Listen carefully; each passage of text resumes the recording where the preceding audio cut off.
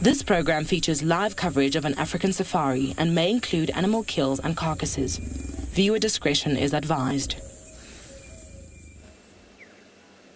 The clouds are starting to roll in over Djuma, and there could be some rain, but most of all, there could be a lot of excitement. I'm always excited for Drive. I hope that you are too, so why don't you join us, jump on board for your live safari and your live adventure through the African bush.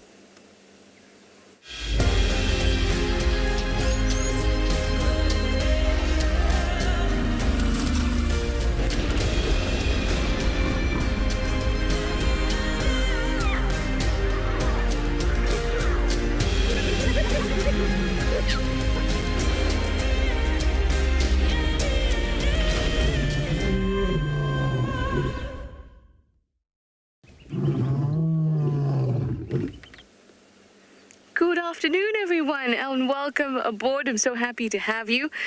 Let's see for how long here in Djuma. We're expecting a bit of rain and some thunderstorms tonight. As you saw, those clouds are rolling in, but I like it. There's a lot of excitement in the air. Hi, everyone. It's me, Trishal, and I've got Johan on camera with me, and we are ready. We hope that you are too. So these big clouds are definitely the type of clouds that we expect for a storm to be coming in. And you can see it's kind of like a blanket. It's been pushing through to the north from the south. There's blue sky on that side, but along the rest towards the south, it is very, very ominous. Yes, there's that word, ominous, but I think that makes it exciting. Anyway, it's your live safari, everyone. So use that hashtag WildEarth to chat to us. You can also use @FC on the YouTube chat stream.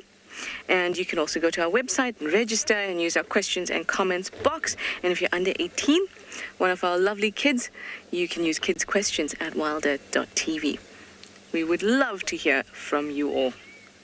So the plan for today is to go to Cheetah. And as soon as we hear the rumbles of the thunder and see the lightning and all of that, we'll head back. But I want to start off at Cheetah and spend a good amount of time. So we're going to start moving and head off in that direction, because it's a bit of a driveway, not terribly far, but definitely a bit of a drive. I love going to Cheetah because there's the big dam there. I've always had surprising leopard sightings there. You know, the ones that you don't expect, you just pop out of nowhere. In fact, not just leopard sightings, but great surprise sightings. There's been Warthogs and lion sightings that just kind of popped out of nowhere. So I want to go spend some time there. And with the big dam, I'm hoping that we'll also see some elephants having a bit of a swim. That would be great. Now, it's still very, very warm. It's about 33 degrees Celsius, 91 degrees Fahrenheit. So the temperature has to lower quite a bit to the dew point before we can expect some rain. So I'm hoping that that lasts for a while. Anyway, I've told you about the weather at Djuma, so why don't we go and have a look at what the weather at our other locations is like.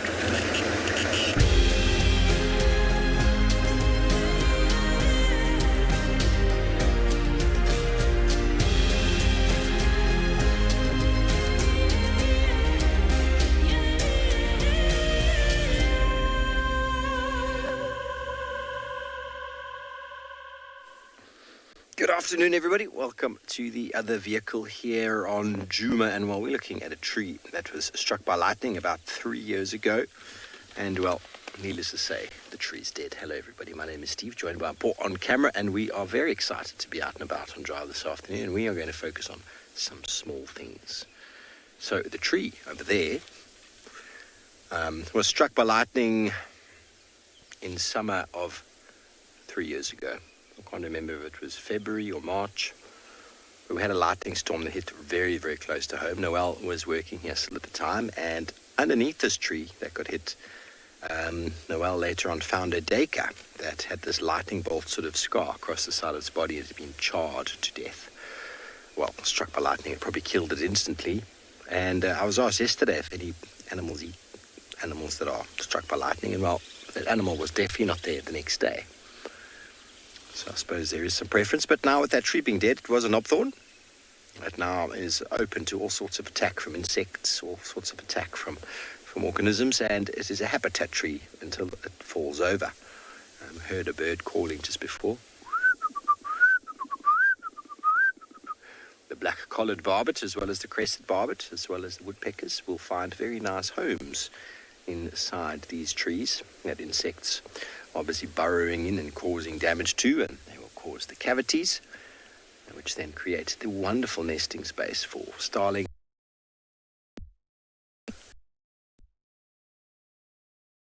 and a host of other species. So we'll be doing a little bit of a small talk discussion with a bigger picture, with a bit of a focus on ecology on this Sunday afternoon. I won't keep it or let it go too technical, everybody, but we'll just open up the discussion to some quite wide variety of how and why things occur here. Eric, well, the weather right now is doing what it's doing. It's got nothing to do necessarily with the season. Autumn changes and we start seeing shifts in the daylight time, the position of the sun, or angle of the sun on the earth is what causes a lot of the thunderstorms that we have, because the downward heat causes lots of convection currents, causes lots of sort of static electricity, and that causes lightning storms. But a lot of the storms we're seeing as well have got to do with a lot with the pressure systems off of the coast, and we're going through a very wet cycle at the moment, whereas before, last year was also quite wet, but the previous years before that were very dry. So it's the way the world moves. It's these El Niñas sort of stories. They're all in alignment, and what affects the west coast of America also affects the west coast and east coasts of southern Africa. So the coasts of the world, or the currents of the world, are hugely impacting on the weather of the land. Generally, cold currents going up in the southern hemisphere, going upwards from the South Pole, and the warm currents going downward, and that leads to sort of wet climates on the eastern side in South Africa and in America, I believe, and in America as well as South Africa, wet climates in the winter months. So we'll delve deep and we'll see where we go. But we're going to first of all send you over to Tswalu Kalahari.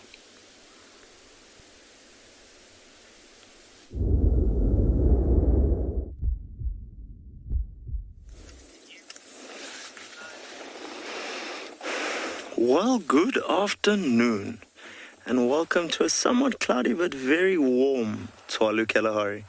We're sitting here with some white-browed sparrow weaver nests, and we're lucky enough to have two different weaver nests in a tree. So these sparrow weaver nests are quite easy to identify. They're very roughly made balls of grass with multiple entrances. It's quite a untidy affair.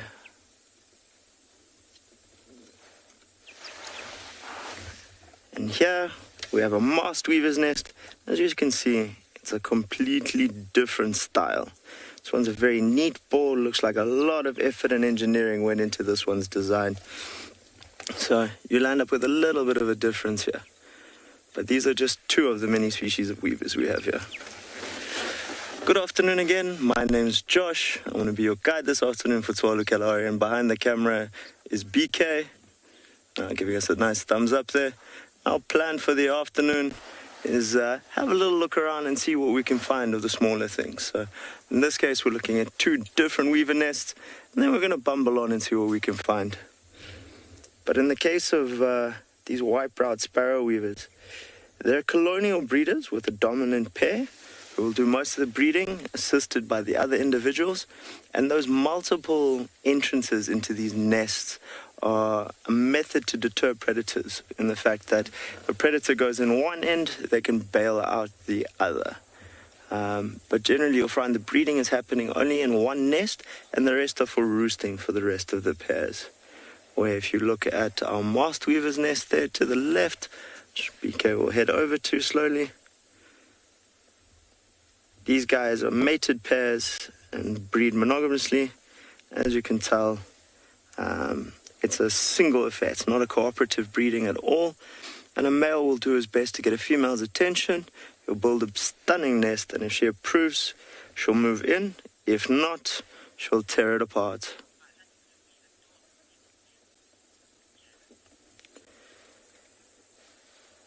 Janice, I agree with you. They are quite adorable. Very different construction styles. A big part of the Kalahari's signature species, if you like, is the massive sociable weaver's nest that stand out and can weigh up to a metric ton. So to see the differences between the species is quite cool. I think we're going to bumble on and leave these weavers in peace. I do know these white-browed are here. They've been popping in and out. But for our masked weaver, he doesn't seem to be in attendance, so it might be an abandoned nest. But let's see what we can find, folks.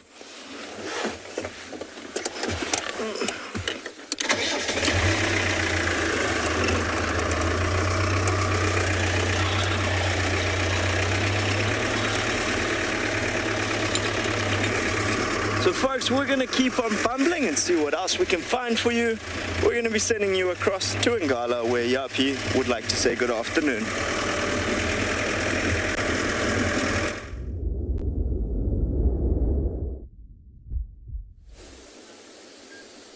A very warm welcome to all our viewers to andBeyond Ngala, where we are currently looking at a massive storm building over Ngala. Started out with this being a few very hot days, and now a few clouds in the sky this morning. It's developed into this massive thing. I'm Yapi. Behind the camera we've got Gert, and we've actually come here while we were looking at the storm building. We were trying to see what effects it might have on something special that we were looking for this morning.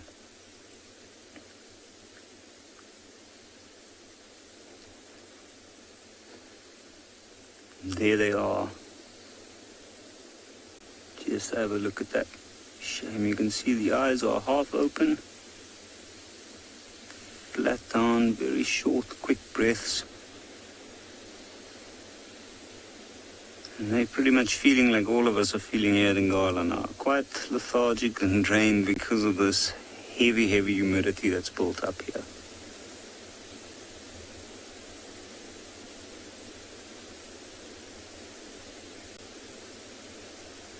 Have a look, the eyes open up a little bit bigger, and that's because we can hear some thunder in the background.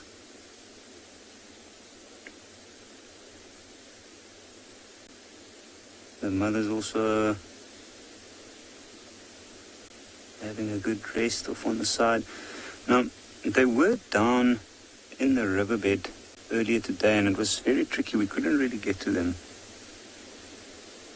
But I think they've come up to the clearing because of the slight breeze that's here. And the other thing is, as you can see, what she's doing now,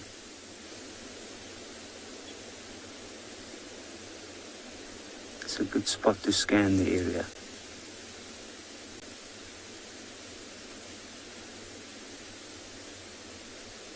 And not far in front of her, there's quite a bit of water at the moment.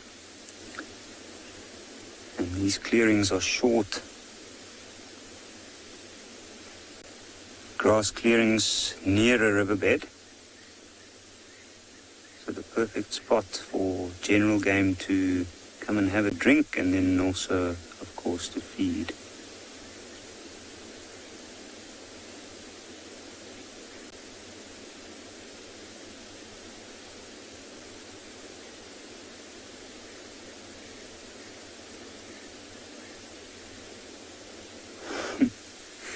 See that little head just going up and down because of the siblings breathing.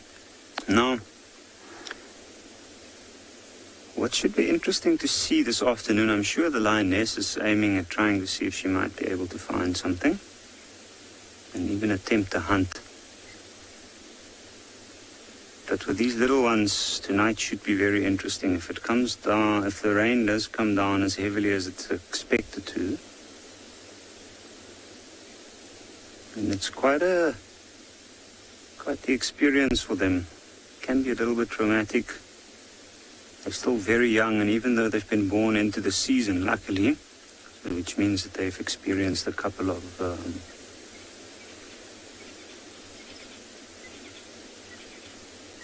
interesting heavy storms, I don't think it's an experience that they particularly like.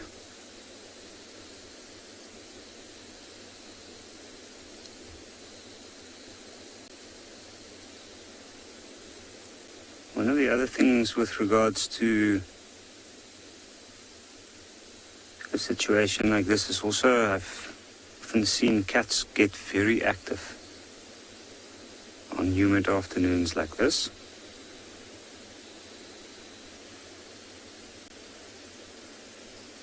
And what we're hoping for is maybe this afternoon, with the area that we're in, we might be able to see a little bit of action. Well, that's at least what we hope for. So I think for now we'll stay here, see what happens. But in the meantime, we're going to send you over to Steve and Djuma, who's also got some very small animals.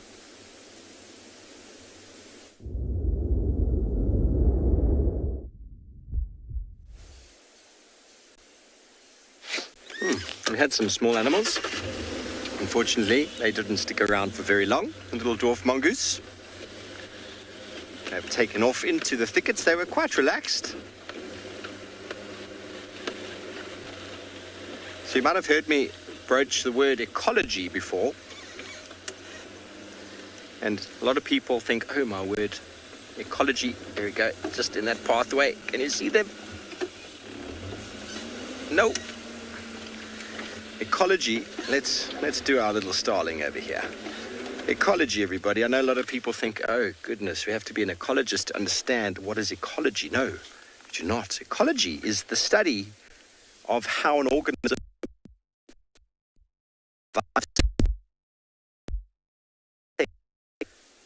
in relation to the abiotic, which is the non-living components in the world, and the biotic, all of the living.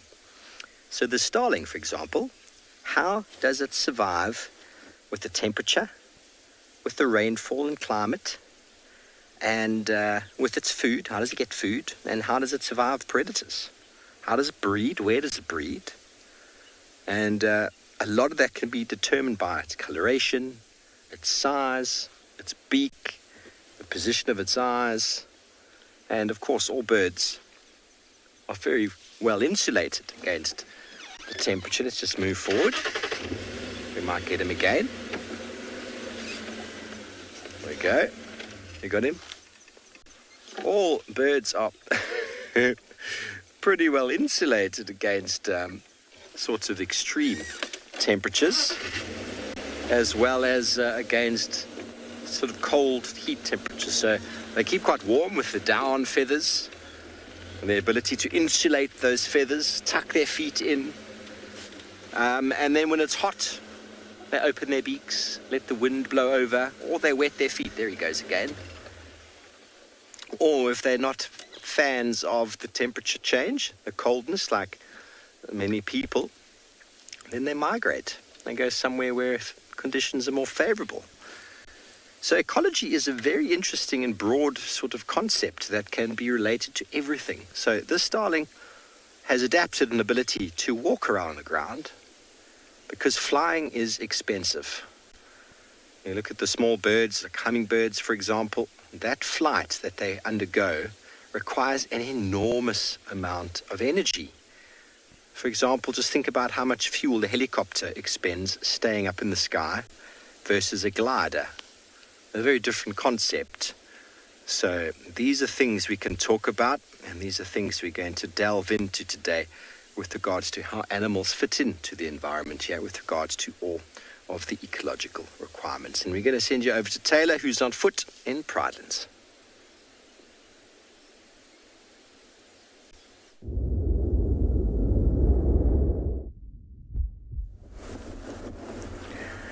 because that's what we tend to find almost every single day, is elephants. That was a big elephant bull. My name is Taylor McCurdy, and on camera with me today is Niels, and we are here at Prrivate's Conservancy, which is part of Tswalu Game Reserve and the Greater Kruger Park. Now, I've got my voice hushed a little bit at the moment, although I feel like I could probably talk a bit louder, because maybe you can hear the wind gusting. We've had a dramatic change of weather, I kid you not, in about 3 minutes. It hasn't even been that long. Now, I'm sure you can see the dramatic clouds that are forming, the almost dark blue in color behind that elephant. And that is because there is some big clouds, some thunder, all starting to develop from the south, slowly coming towards us. So we are expecting rain a little bit later, hopefully after bushwalk, but we'll see how that goes. But we've just managed to catch up with the elephant bull that was spending some time, actually quite a long time, at Ndlovu Dam, right outside the eco training camp. You can see he's also dark in coloration, not because he's a storm, but just because he's been playing in the water.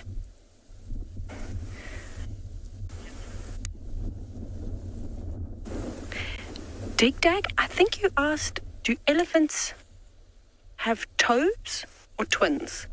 It could go either way there. Toes. I'm assuming toes. Do elephants have twins? No, I was completely wrong. Okay. Occasionally it can happen. I have not seen it myself. I've never seen an elephant cow with twins, but there have been quite a few reports, and not too long ago, maybe about a year and a bit ago, maybe even 2 years now, time flies. But I know that in Tanzania there was I think it was in the Serengeti ecosystem, there were elephant twins that were born. So it does happen. Sure, I feel very sorry for an elephant cow that has to have twins, though, because one calf is enough, and they can be quite a handful at times. So yeah, it would be really amazing to see something like that. However, that elephant over there will definitely never have twins, as it is a male. But we did see a cow and a not a super young calf, maybe a few years old, moving through. So I think we might actually even be right at the end of a breeding herd of elephants. And he's just disappearing over the rise now and into the thickets. But I think from here we'll probably head back towards Ndlovu Dam and see if the next lot of elephants are going to come through to have a drink. It hasn't been too busy today at the dam. There's been obviously a couple around. Something that we did manage to do this morning, which would be great to have on foot, is we were able to track a herd of buffalo, and we found them, and I thought that they were going to arrive at Ndlovu Dam.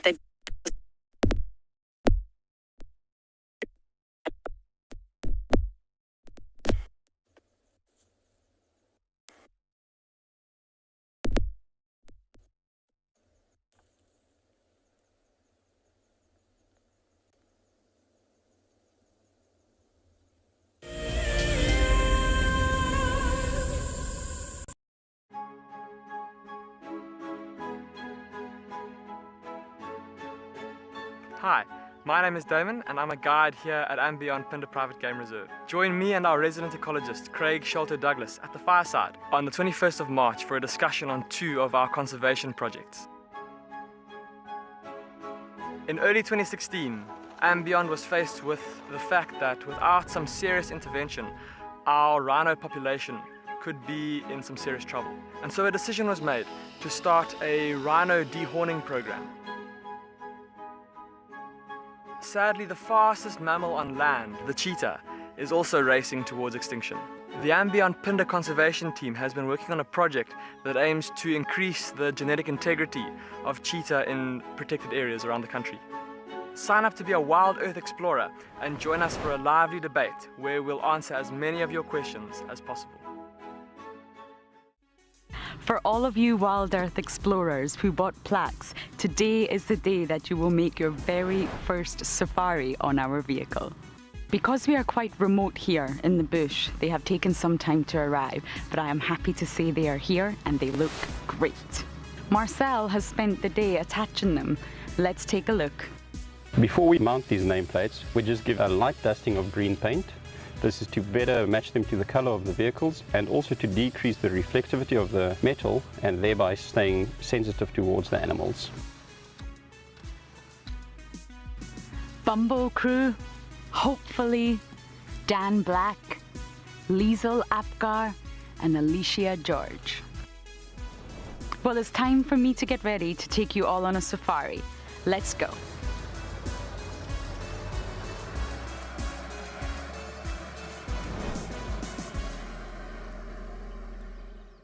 Hello, I'm Marna, your WildEarth safari guide from andBeyond Ngala. What I really like about connecting with WildEarth viewers is that we get to speak to viewers instantly, and I get to show you this beautiful property. If you want to ask me a question, register on the WildEarth website. Simply head over to the live safari page and you can submit your questions there. Join me or one of the other guides twice a day on WildEarth.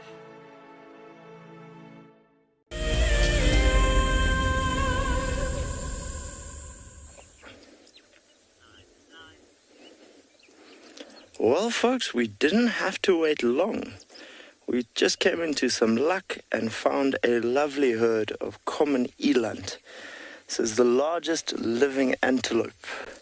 Along with your giant eland, these bulls that you can see on the screen here can weigh anything up to 900 kilos. So it's an incredibly large antelope. As you can see, they're paying quite a bit of attention to us while the rest of the herd is feeding, and they're not too phased. So we got this herd at around 55, 60 individuals. It's quite a nice big herd. So you'll find the herds grow a little bit larger during the rainy season, and they disperse a bit more into smaller groups. Obviously in the dry season as food becomes more scarce. Herds of over 1,000 have been recorded. I'd love to see personally. I think that's amazing. Seen a herd of about 110 here on Tswalu, and it is seriously impressive. So always nice to catch up with this shy antelope. Primarily browsers. They will, however, graze when the grass is green, and they have been known to dig for tubers and roots and that when the opportunity presents itself, or if there's nothing else to eat. So quite a nice sighting here with such a large antelope herd. There's one particular bull standing, just staring at us while other individuals are feeding. So nice and easy to identify. He's a lot larger than the females, and they go almost a steel dust gray as they get a bit older and bulk out. So both male and females have horns, with the males just being a little bit thicker and robust with distinct edges on it, obviously for when fighting, so those horns don't slide against each other.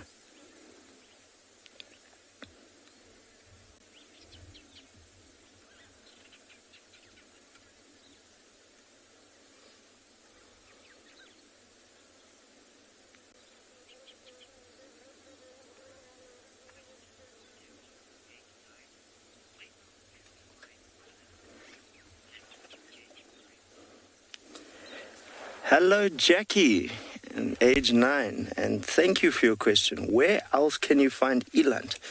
So, eland can be found over most of southern and eastern Africa, and their numbers are quite large. Although there's been no official count of how many there are, it's believed, Jackie, that there are over 100,000 eland. So that's quite a large number. But you can find them anywhere from here in South Africa, at Tswalu, all the way up north to Kenya, where they've even been found up to 5,000 meters up Mount Kenya.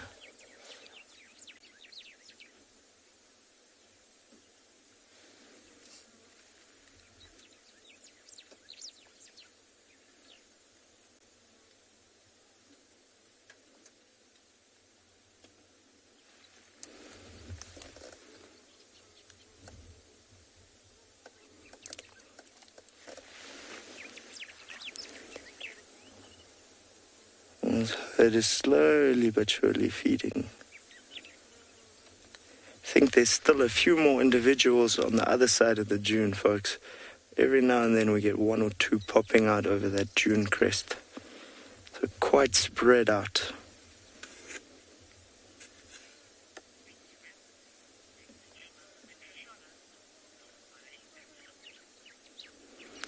So I think we're going to spend a little bit more time with this herd and just get an idea of how big it really is. We're going to be sending you across to Djuma, where Tswalu has something to share with you.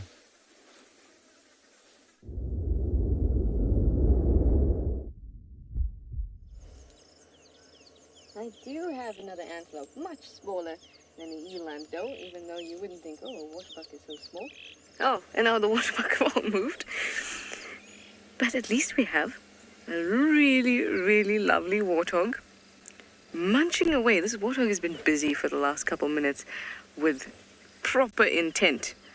It must be very, very hungry. It almost has a frenzy, feeding frenzy face on. Yes, of course, that's exactly. Look at it. Absolutely enjoying it. What was that? Everyone? What was some waterbuck? It's not around, but they're hard to see. But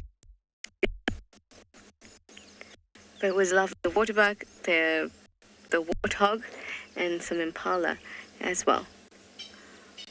All just munching away here at Chitwa. Not quite at the dam just yet. Oh, they've come out. There's those waterbuck. So I said these antelopes much smaller than the eland. Thunder. But that's because the eland is the largest antelope, as you would have been told, and they weigh hundreds of kgs. Some even close to a ton. So compared to an eland, these guys are much smaller, only about 230 kgs or so.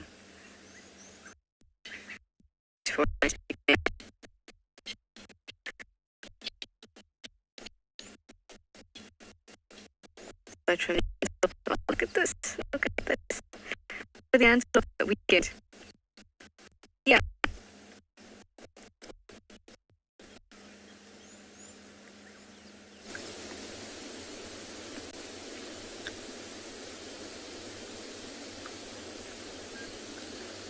So there's a very serious game going on here now.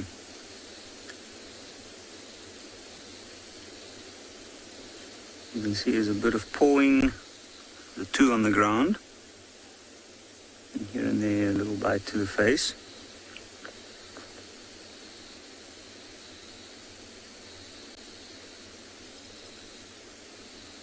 Some good practice for when they eventually do get to the stage where they'll have to fend and hunt for themselves.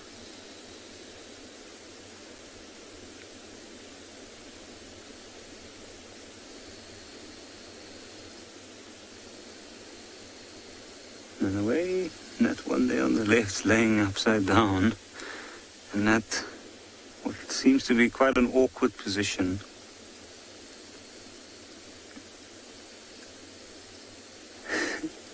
It's almost as if he wants to play, but I think the full belly after the milk is starting to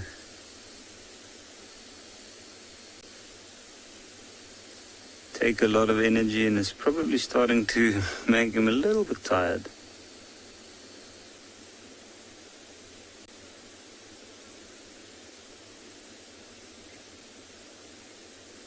And they look like they want to play, they look like they want to be moving around a little bit, but with the mother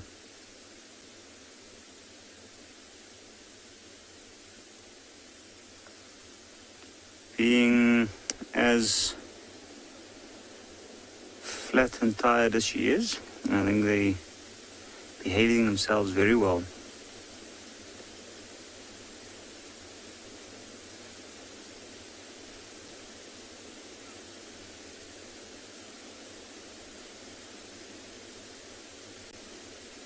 What we're seeing here, so right behind where these little lion cubs are,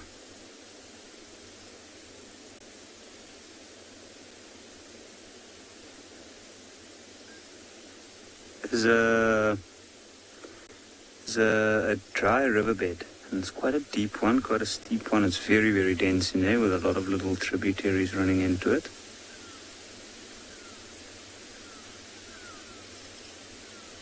And I think if anything had to come here,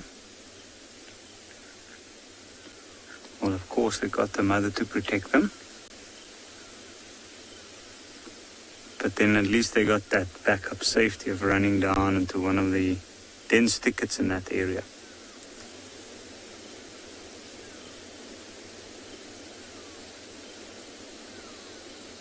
You can see from the mother's side, she's not too worried.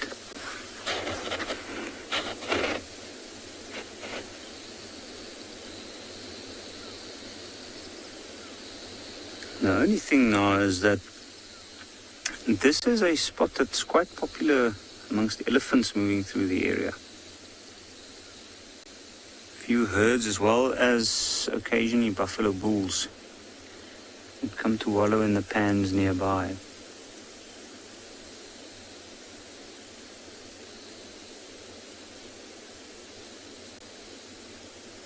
And they've got the clearings covered, because there they can use their keen eyesight to have a look, see if there's anything approaching from either side. I think the aim of the mother is more to take advantage of a situation. Say something like zebra or wildebeest might come to this area. Now, I haven't noticed any in the nearby area when we came in, and I think the reason for that is that maybe they're aware of her presence. There's a nopple duck flying over, and you can see it's just drawn their attention.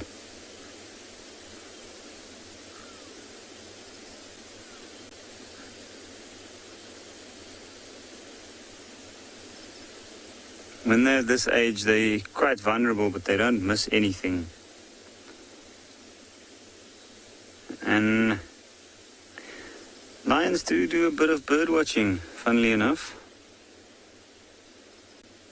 Talking about bird watching, I think we're gonna head over to Steve, who's got some birds of his own.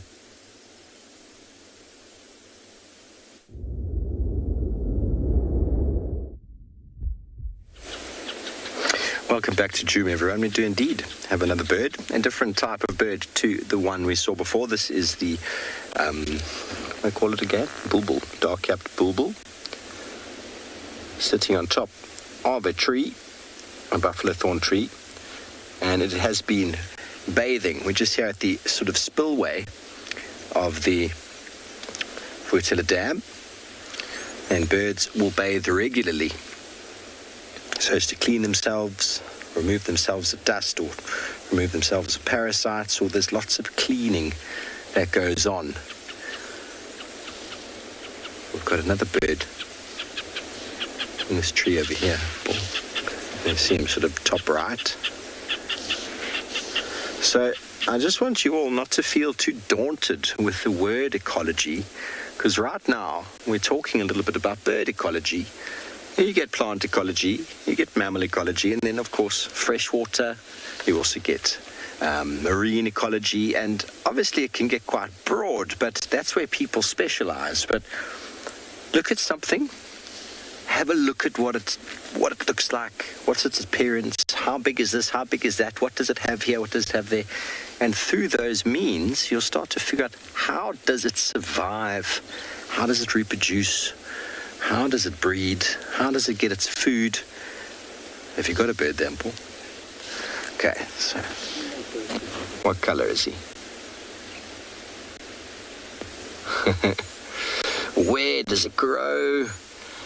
Does it get access to water through large roots or through shallow roots? Does it live for long periods of time, or does it live for very short periods of time? All of these sort of mechanisms are ecology. For example, to put it into a broader perspective, and one that maybe everybody understands clearly, is humans have basically overstepped our ecological bounds by developing clothes to allow us to live in climates we wouldn't normally be able to live in.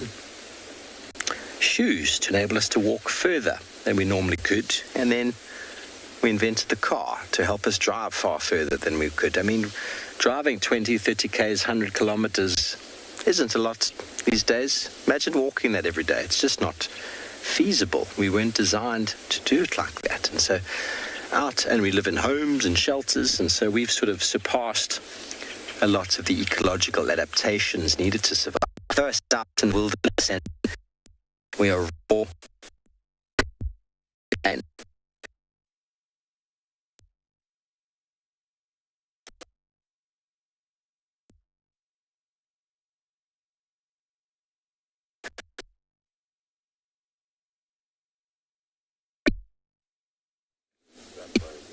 and 3-minute sections.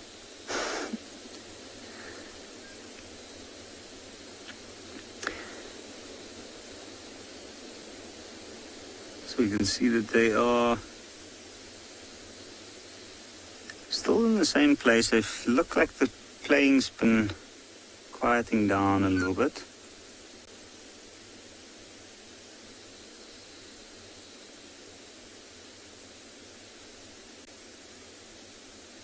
You almost get the feeling that they want to be a little bit more active. And what I've noticed recently is that this Lioness, so it's an interesting story because she used to be what I thought not a very good mother with some litters in the past. And it's amazing to see, or actually having the opportunity to see how these animals develop and how she's developed into quite a good mother. For these little ones, she's been taking very good care of them. She's been taking them with where she needed to, and she stays with them. Where the first and second litter, she usually left them for long days at a time. And none of her cubs made it out of those litters. Third litter, 2 females did make it. They're doing pretty well at the moment. And they are about 2.5 years old already.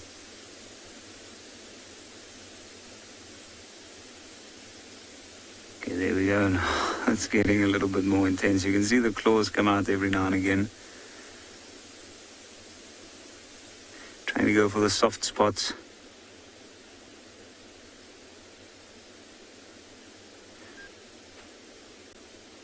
I got that name correct, Leho.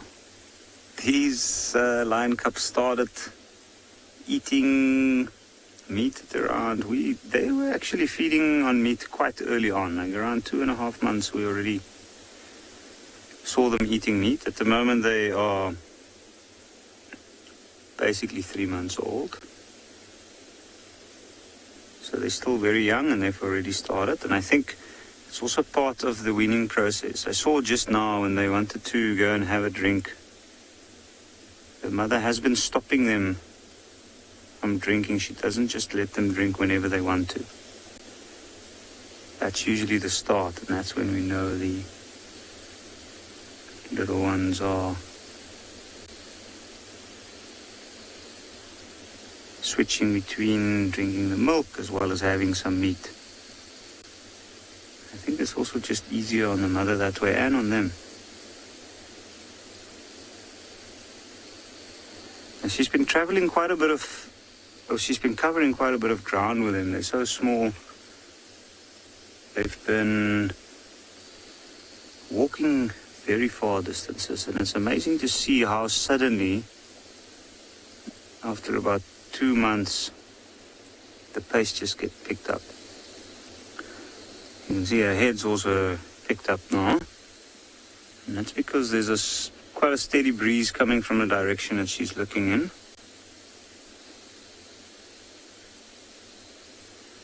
So I think the scent of any animals nearby might be picked up.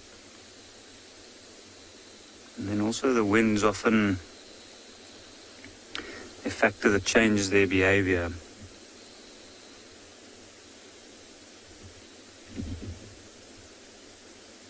You can see the cloud cover has now covered a substantial part of the sky, and I think it's moving in quickly, and that's why this breeze has just picked up.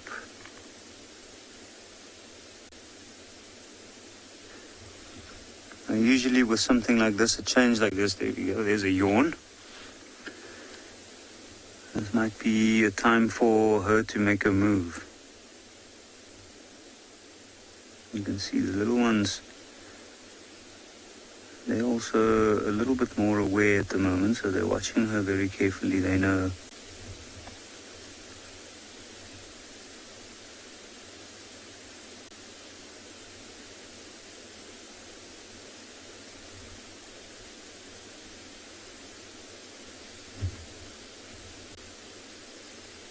Always still a little bit of time for play. Now, where she is it's an interesting part because like a lot of the Pride members were found quite far off from this area this morning, and even though they've moved and we're not sure where they are at the moment, I kind of get the idea that these lions came because they came to look for some of the rest of the Pride members. We had two younger ones, two sub-adults yesterday on their own, and then later on a male lion joined up with them, and I'm pretty sure that they were aware that the rest of the Pride, the part that we haven't been seeing, must be somewhere in this area.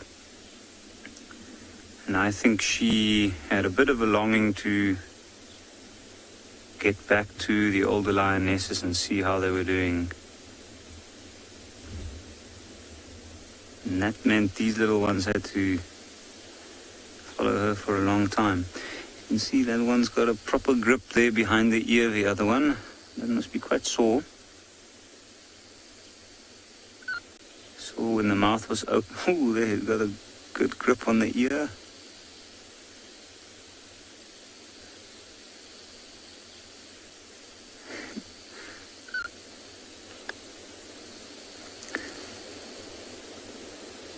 See that little teeth there. Now that little teeth, every time they drink, that must be quite painful.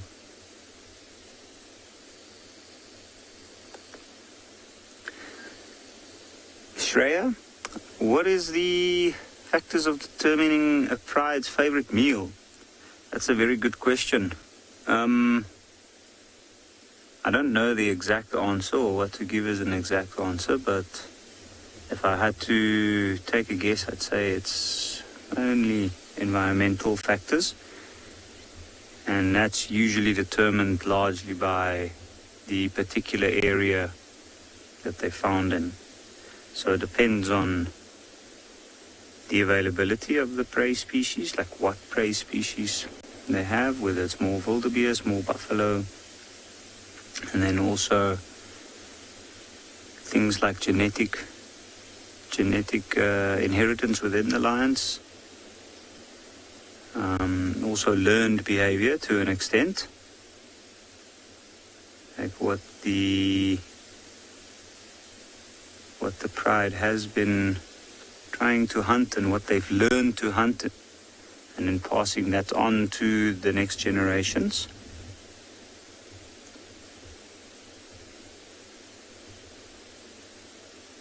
I'd say there's a lot of different factors, but the main factor would be the specific area that the animals are found in. Because it can be quite tricky. I'm sure it changes over time as well. What's interesting about this Pride is that when I met them at first, I knew this Pride as a Pride that hunts buffalo. But after it became so dry towards the end of 2017, we haven't had the same amount of buffalo in the area that we used to see. In 2016, at the height of the drought, there was a huge decline in buffalo numbers. And we could actually markedly note how the lions changed their choice of prey species. Another thing that I've noticed with this particular Pride is they're quite large, very strong lions, and they come from a good gene pool. But oddly enough, they hunt a lot of impala.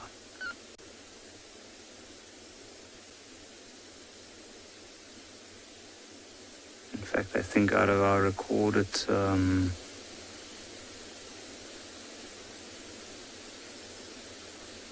recorded prey species, most of the carcasses that we've seen lately, it has mainly been impala that we've noted has had quite a rise over the last few years. Because the buffaloes have been out of the area, we've recently started seeing large herds, but because they've mainly been out of the area, we got to see them eat a lot of wildebeest. But while this lioness decides what to do, I think we'll head over to Steve, who's at a dam.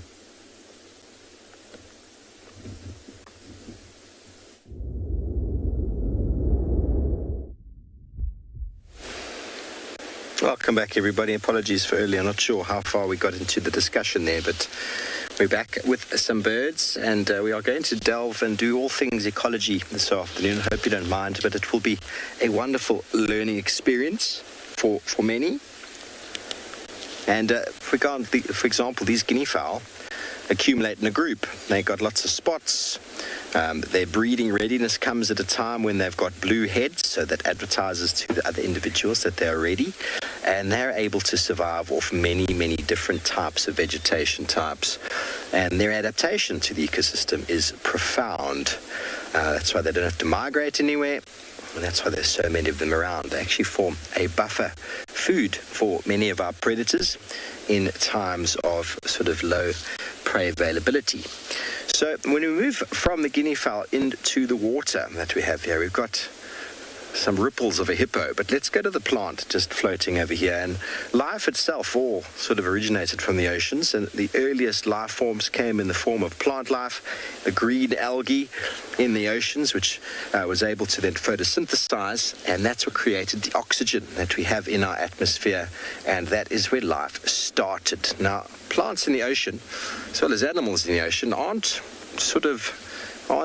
encumbered by gravity. So animals can get very large. Plants never needed to form any form of structure. So that's why you can get plants that just expand huge amounts of area, and they can lose lots and lots of energy or get rid of the need to form heavy structures. As soon as you come out of the water, plants have to suddenly absorb a lot more carbon so as to be able to produce more structure, so as to be able to get them higher and higher, so as to be able to get the sunlight.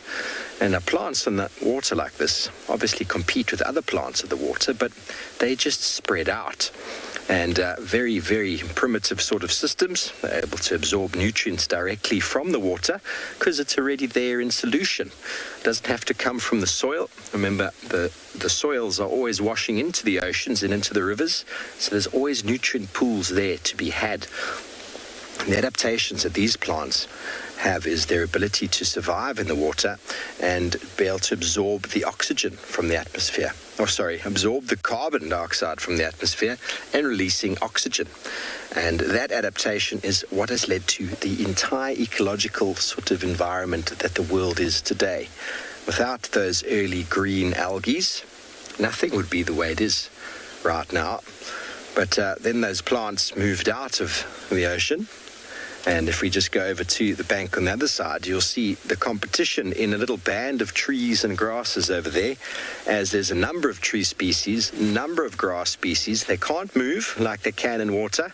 They're now cemented in one place with roots accessing the water.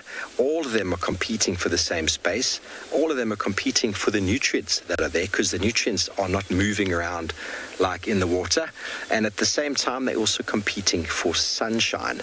So the ecology of that little clump over there is very, very important, and how they've sort of evolved to live with each other, how they've evolved to distribute their seeds away from where they are, because they're already competing with other plants. So why would you want to have your babies growing at your feet? that doesn't make sense. So all of the strategies that many of our plants have of obviously distributing their seeds comes about with regards to where they live, how old they are on a sort of ecological point of view. For example, some of them will distribute them by wind, some by water. Some have specifically got certain insects that will distribute them. Others rely heavily on birds, and some have gone so far as to rely on mammals and even as far as humans. As you look around the globe today, look at the largest crops in the world. Without humans, those crops would not exist. So those plants have filled an ecological role in society, and their ecological role has been very successful for them because they are a valuable food source. So can you see how broad ecology is in the greater sense of things? Everything out there has got a role. Everything is designed and doing something to survive in the elements. We find ourselves here in the summer rainfall biome of the savanna, where temperatures don't get too cold. There's no frost, so there's no need for these trees and plants to evolve against frost. There is fire, so frost and fire are both non-living entities. So many of the plants have evolved a bark-like structure to protect them against fire, or they are like grasses which thrive on fire and they send their nutrients into the roots, which is a very, very important adaptation. Because once the fire burns through, those grasses then will be stimulated for next season. Obviously, if some of the trees don't get to a certain height, they will get burnt by the fire.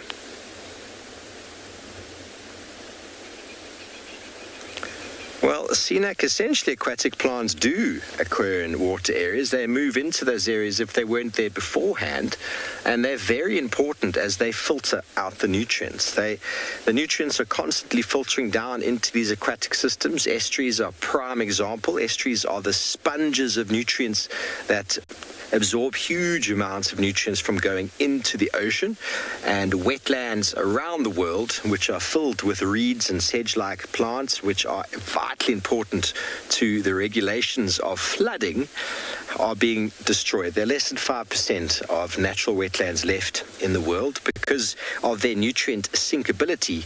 Wetlands are hugely, hugely full of nutrients, and so from an agricultural point of view, they've fallen favor for many places around the world to grow food, which makes sense. If you're trying to get nutrient-rich soil, a wetland is a great place. But from an ecological point of view, the destruction to the wetlands is being seen on a global scale. We're seeing floods of mass proportion that have never been seen before. We're seeing eutrophication of our oceans that's never been seen before, sedimentation of our oceans as well, and huge amounts of agricultural practices that obviously the world will eventually move in that direction. But unfortunately, anthropomorphic disturbances in the world are accelerating many of these aspects.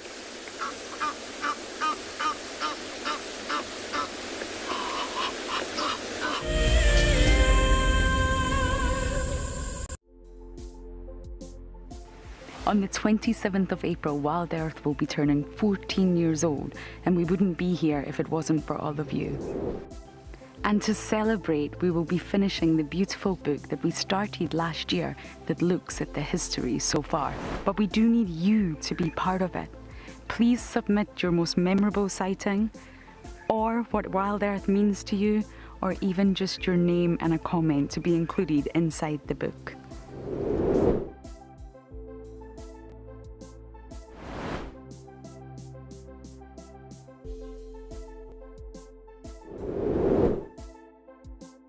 Head over to the website to add your name and reserve your copy.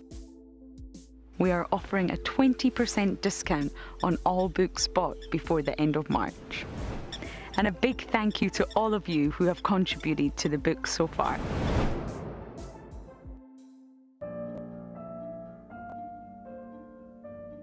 With a slew of potential dangers lurking, it's essential to be aware of your surroundings whilst walking in the wilderness.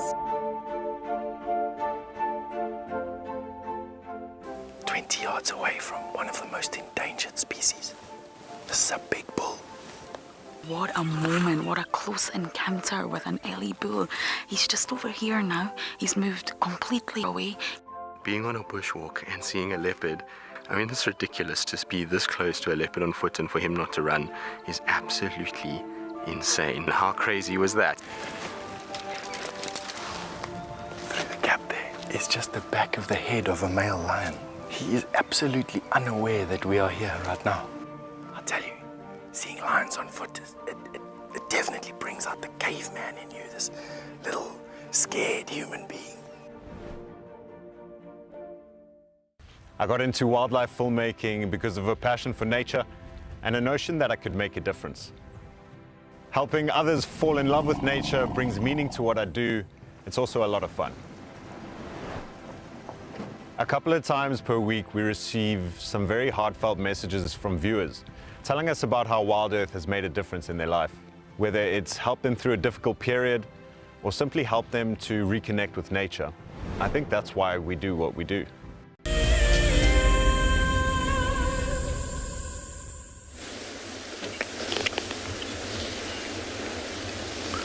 Welcome back to the ecology of Vuyatela Dam, and we've got a few thickneys just hanging on the edge of the watering hole there, and having a look at them. First thing you notice is they're very camouflaged. They are always next to the water, not far away at all, which means that they've got a particular type of habitat. The way that they breed is interesting as well. And their food source is primarily insectivorous. A lot of that gathered by the water's edge. There's one crawling there as well.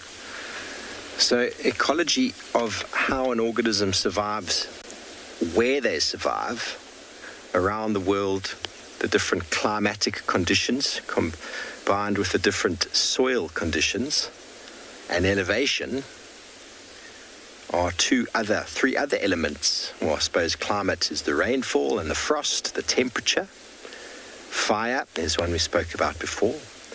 And then altitude leads to temperatures being cooler. For example, the top of mountains are much colder than the valley bottoms in the coastline. Salinity is another very important element that's not living. And how these animals fit into their environment, those are all of the abiotic factors, the non-living.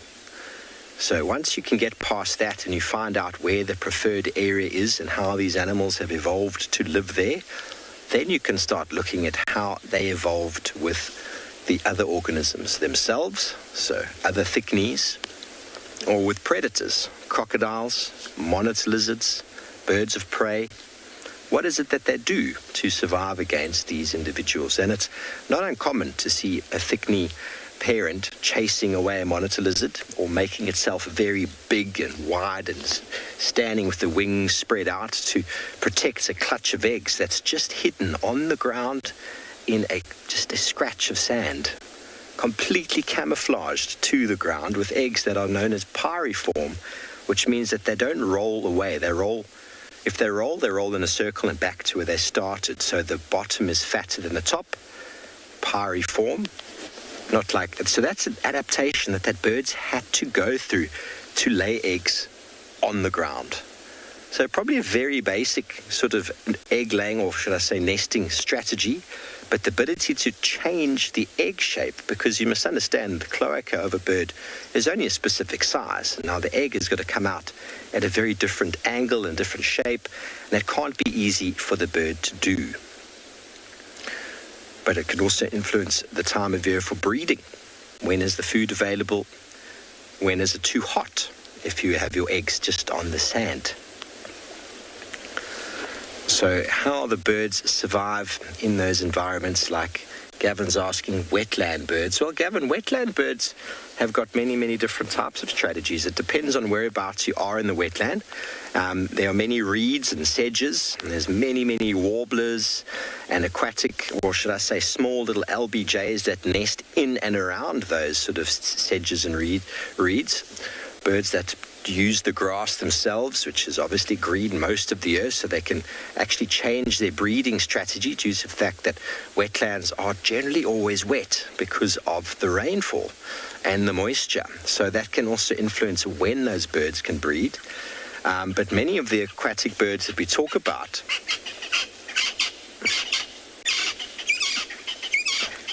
these francolin are not aquatic birds, although they do come down to drink. Many of the wetland birds that we can talk about are actually very seasonal.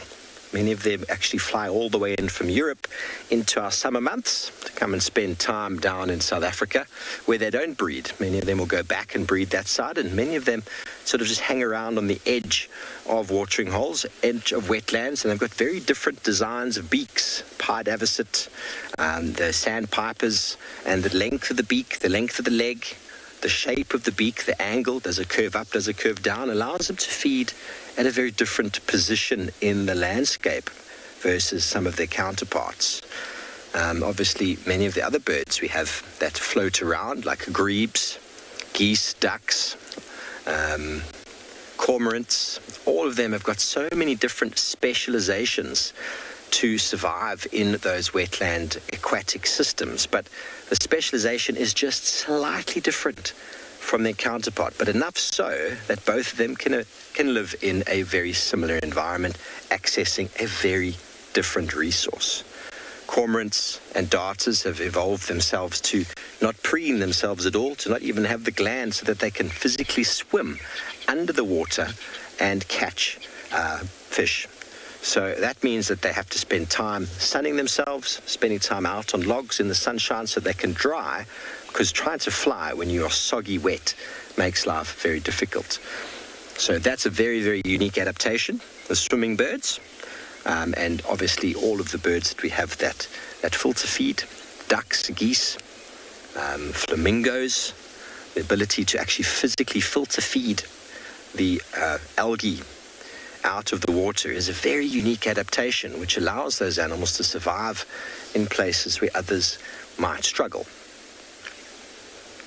So there's a variety of wetland birds, and wetlands and estuaries are an absolute smorgasbord of bird ecology and organism ecology, because in the wetlands themselves you can get different gradients of salinity.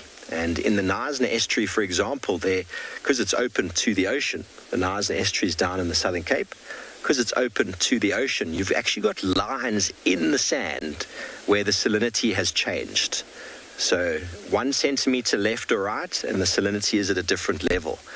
And that changes and shifts all the time. So you've actually got organisms that live in this band, and live in that band, and live in that band, that cannot tolerate the other band, or the other band, left or right. So slight changes in salinity lead to massive diversity. And that's why our oceans are so diverse, because of the different habitats, the different abilities of these organisms to survive in areas where things change quite drastically. And temperature is obviously a big one, but salinity is an enormous element in the environment for some organisms to survive.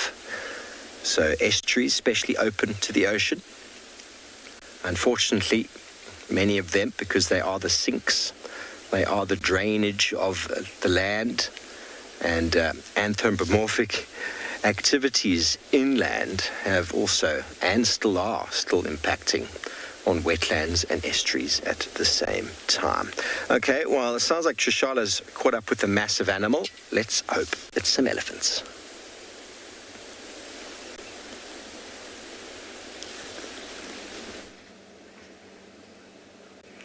It most definitely is an elephant, but always good to confirm, Steve. That gave me a bit of a chuckle. How gorgeous. I'm so glad. You know, I've been looking for elephants for a while. Haven't been lucky. And this is just outside of Chitwa. And last time I had elephants, it was at Chitwa. So maybe that's where I've got to go. Well, this bull is by himself, but there is a herd nearby that will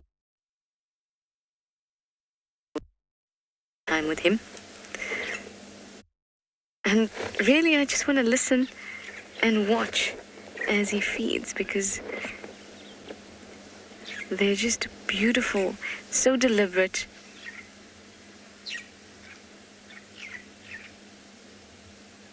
You can also hear the thunder in the background.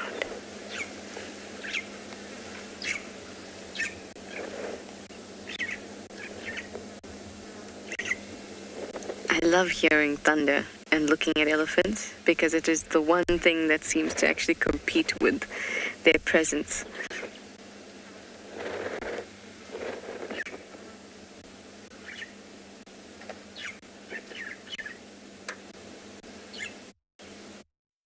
Freddie, you'd like to know how sensitive elephants are to the weather? Quite sensitive.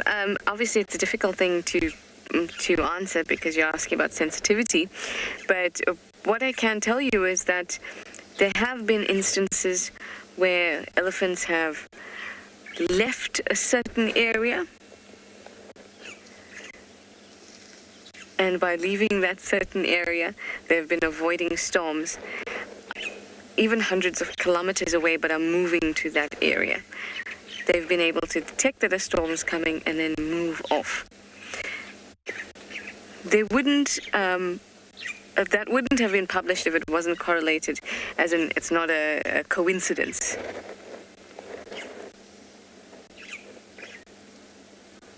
So they definitely are sensitive to the weather, especially when it comes to storms. And that's because thunder, the sound of thunder is also a low frequency hum or sound. And they themselves are good receivers of that kind of sound. So they would definitely know that a storm is coming. But somehow they seem to know the difference between a storm, like a thunderstorm, where they could expect lightning, which would mean danger, and there just being some rain, which is amazing. But like I said, they've been known to detect thunderstorms over 100 kilometers away.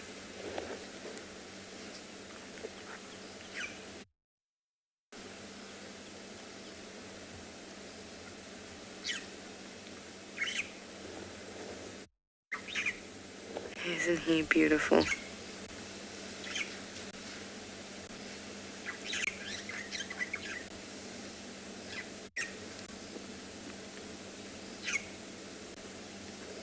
He's so relaxed.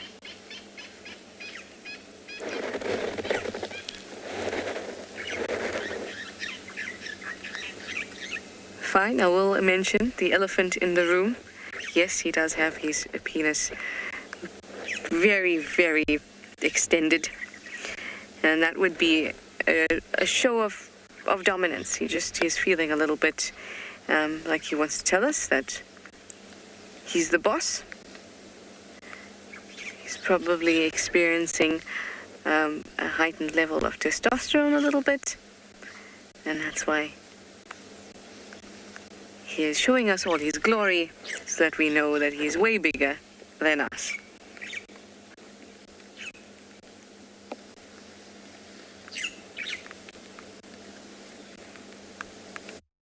But it's not a sign of aggression because he's quite calm. Still busy feeding. He's quite far from, well, I mean, he's not very close to us.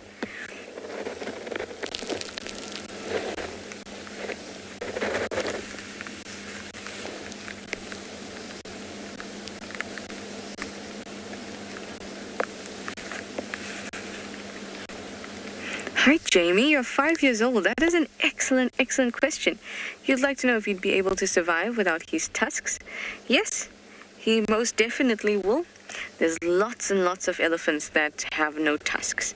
Usually, they're females, but males also have been born with no tusks. So that does happen, and it's fine. The animals can still survive. But for a male, it's a little bit more difficult because they use the tusks to compete, to fight with other males. And so maybe in a fight, he won't do too well if he didn't have tusks. But that is an excellent question. He'll still be able to eat,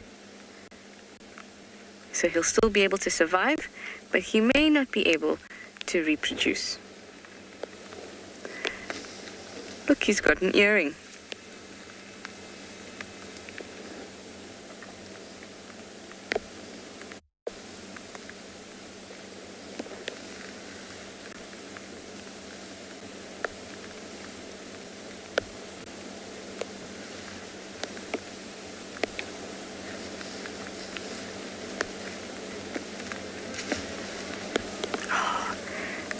used his foot, his nails,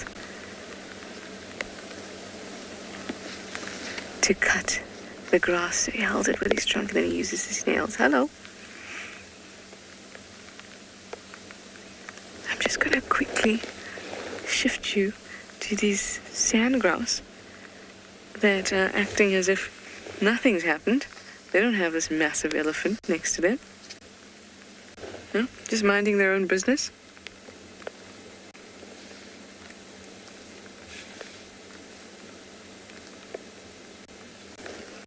Yeah, those look like double-banded sand grouse. Male and female.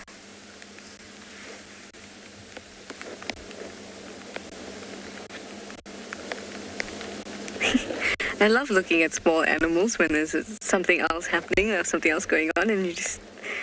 I wonder if they even know there's a big elephant around.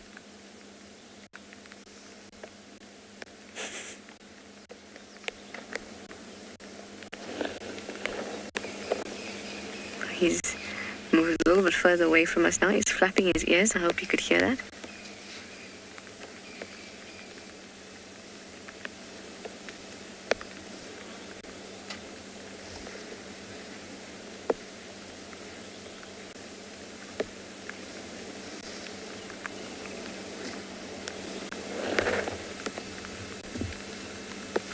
So gorgeous. You can hear that the rain is coming down now. So we're going to move off in a bit. Oh, bit of a stretch there.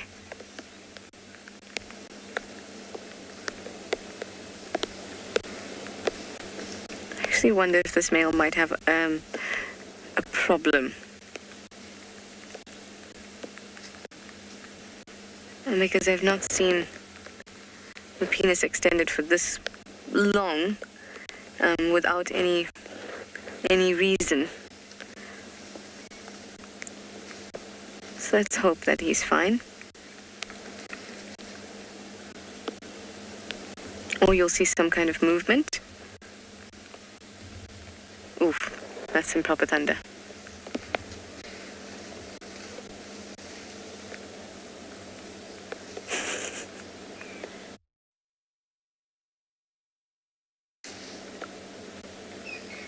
That's the sound I love of them moving through the grass and eating.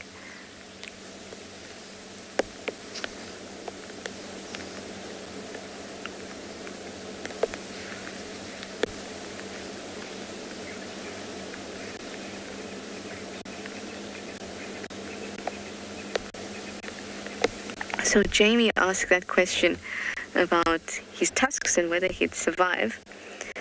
And I said to her that there are many elephants that are born without tusks. And that's actually a result of the ivory trade. So there were population of elephants in Mozambique that got pretty much obliterated, but it was only those elephants that had tusks that had been killed. And tusklessness at the time was very rare. But those without tusks managed to survive. So that frequency of the gene for tusklessness increased quite a bit. So now you see more elephants born without tusks than previously. As in more than you would have seen, during ivory trade times, but not a whole lot as in on Djuma. I've only seen one tuskless female on Djuma. Anyway, let me send you over to Tswalu for an update. I want to find the herd.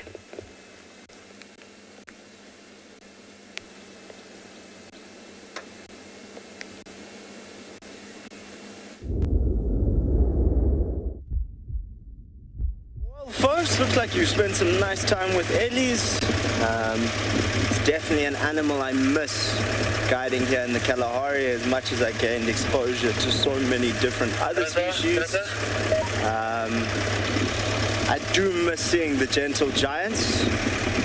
They're definitely something I miss. So you find us in the northern side of Tswalu, north of our lodge, just bumbling along, having a look what's going on. And we've got one or two destinations in mind. One in particular, we're hoping potentially to find a Cape Cobra, which has a habit of inhabiting a sociable weaver's nest at an old dune dinner site. So we're slowly bumbling up there. Maybe we get lucky. And like always in the bush, you just never know. But as you can see, a little bit of a front building up here in front of us. So once again, maybe we'll be lucky and get a little bit more rain in the green Kalahari.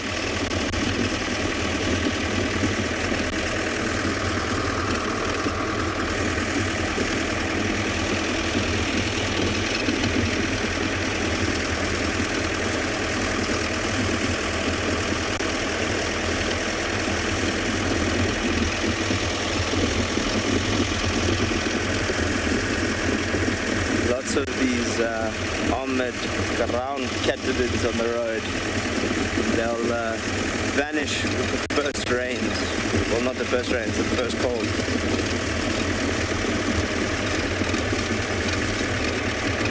Where am I originally from?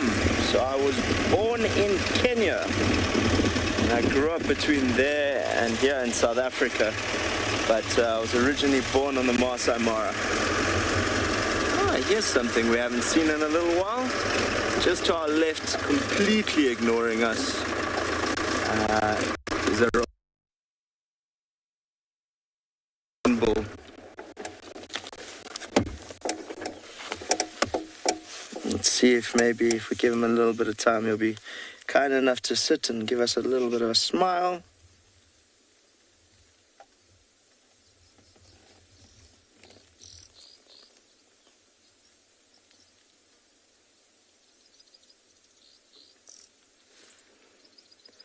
No, he's rather intent on ignoring us by the looks of things at the moment.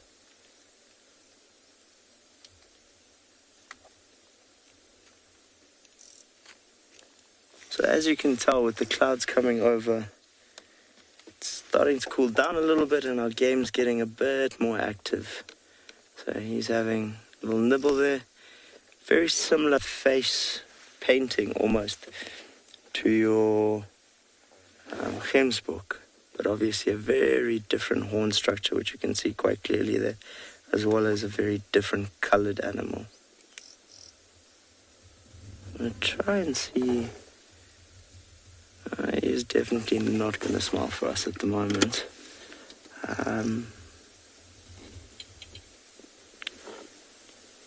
Just having a look if there's any way we can maneuver the vehicle here on the road to try and give you a look at his face, folks. But I don't think he's going to oblige us at the moment.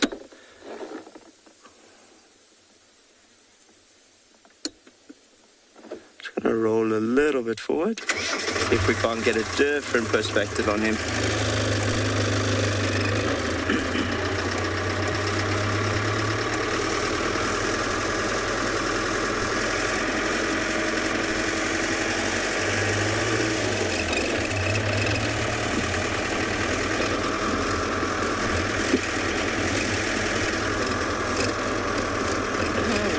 Just get lucky a little further along here. It's a little thick, but we're going to see if BK can work his magic and show us that beautiful face.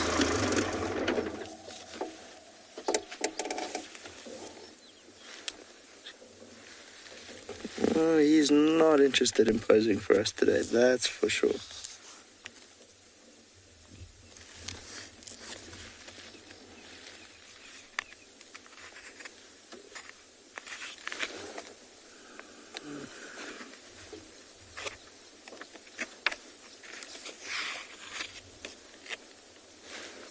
Nah, he's definitely not interested in us. Just having a nibble there and carrying on with life. So I think we're going to keep bumbling then. We'll leave him in peace. We'll see what else we can find.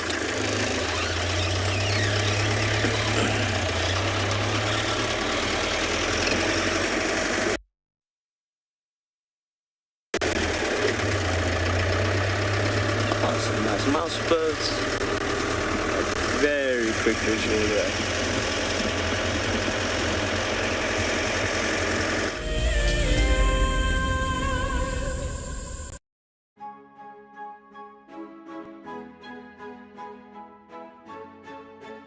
Hi, my name is Damon and I'm a guide here at andBeyond Phinda Private Game Reserve. Join me and our resident ecologist Craig Sholto Douglas at the fireside on the 21st of March for a discussion on 2 of our conservation projects. In early 2016, andBeyond was faced with the fact that without some serious intervention, our rhino population could be in some serious trouble. And so a decision was made to start a rhino dehorning program. Sadly, the fastest mammal on land, the cheetah, is also racing towards extinction.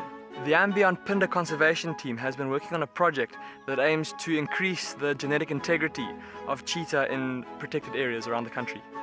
Sign up to be a WildEarth explorer and join us for a lively debate where we'll answer as many of your questions as possible. WildEarth explorer Jenny recently joined Tristan as he broadcast live from Djuma. Awesome to kind of have a guest on board. I'm looking forward to this. This is Jenny. Hi everyone. And Jenny is the first of our Ticket to Dream holders.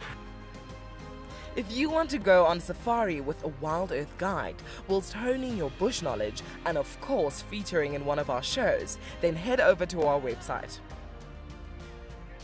Literally being with Tristan on the vehicle today has been incredible. It has truly been a dream come true. Sign up to be a WildEarth explorer and you could be making your first ever on-screen appearance. I would highly recommend being a part of the Explorer program and being able to be a part of an interactive live drive.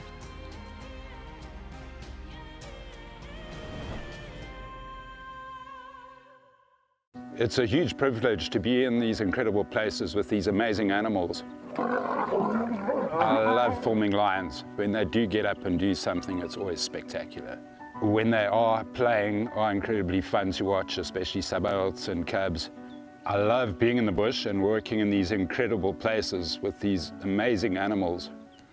We want to bring it to you so that you can almost feel like you're right there and be able to experience it and enjoy it the way we are.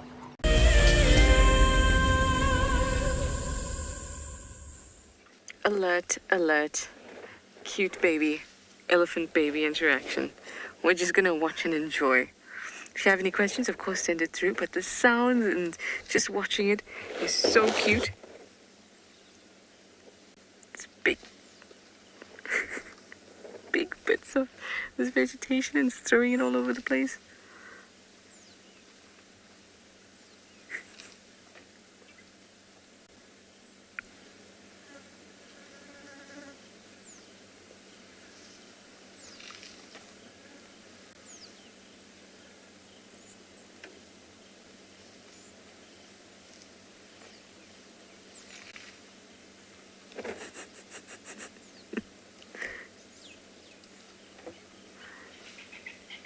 This baby looks like it's about 3 or 4 years old.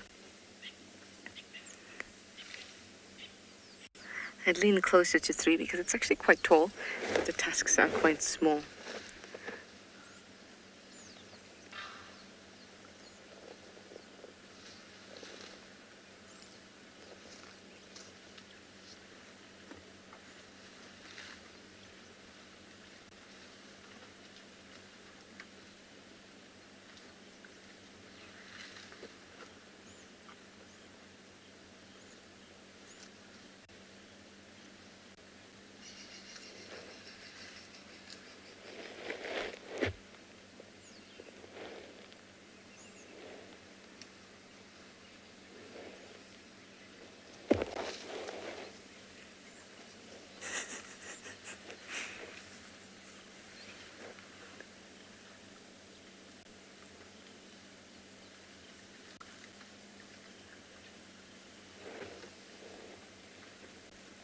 And Denise, you say, yay, it's baby elephant time.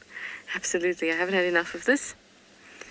And I certainly haven't had it in a while, so I'm so glad to just sit and watch a baby elephant do its thing.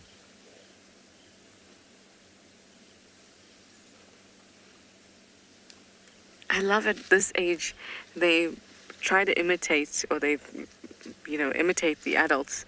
But they try to do it with a difference. And the younger, they're also imitating the adults and trying to use their trunk and things. But when they're about 3 years old, and 3, 4, 5, they try to have the same kind of like flow in their movements. So they don't just do something because it works, like taking something and putting it into their mouth. When they try and hit vegetation against themselves to release soil, they try to be fancy, as if they have the same technique as the adults. And that's why this is so amusing. Because it's not that it doesn't have good use of its trunk yet. It's just at this age where it's trying to copy the adults.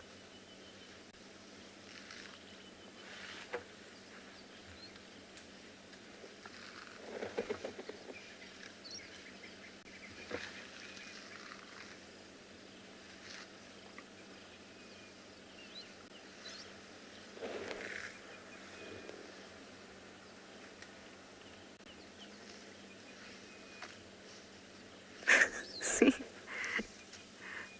Instead of hitting it against its chest, like, no, I'm gonna hit it from side to side on my face. And look at that, look at that.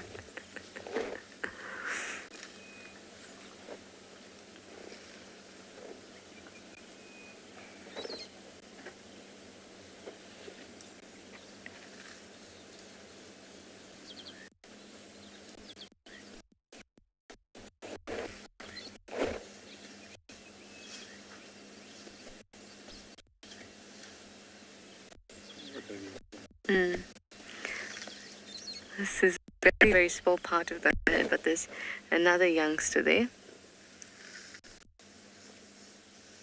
But this is a portion of a bigger herd.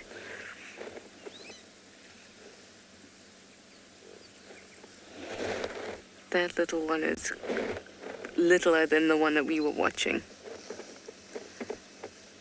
And they're making a lot of sound out there, flapping ears. Oh, look at that, look at that.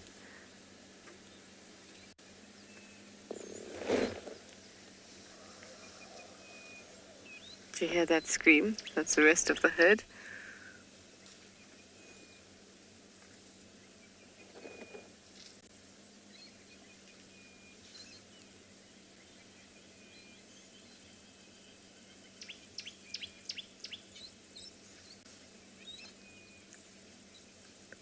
Gorgeous. Well, I'm going to find the rest of the herd, hopefully. I'm going to send you over to Tswalu with Josh.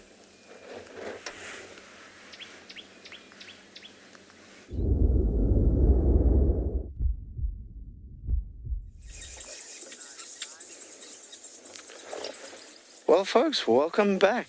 We're sitting here on one of our dune crests in the north, having a little look at another one of our weaver family, this being the sociable weaver. And as you can see, quite a bland little guy, but incredible. So that very thick mandible is designed for seeds as well as insects. And if BK will give us a look, we'll show you what he's capable of building.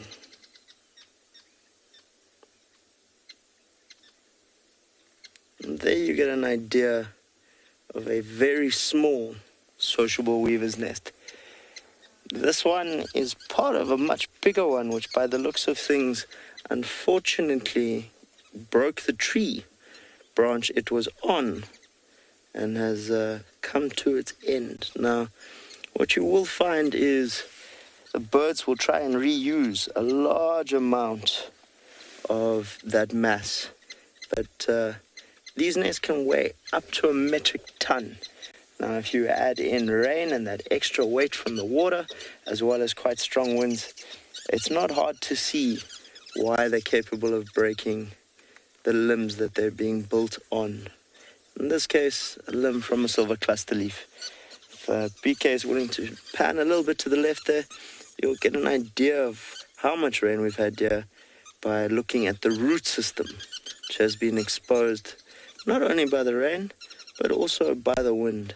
See, there's a lot of exposed area there. So I think this nest was definitely not going to win, but that root system's quite strong in keeping that tree here.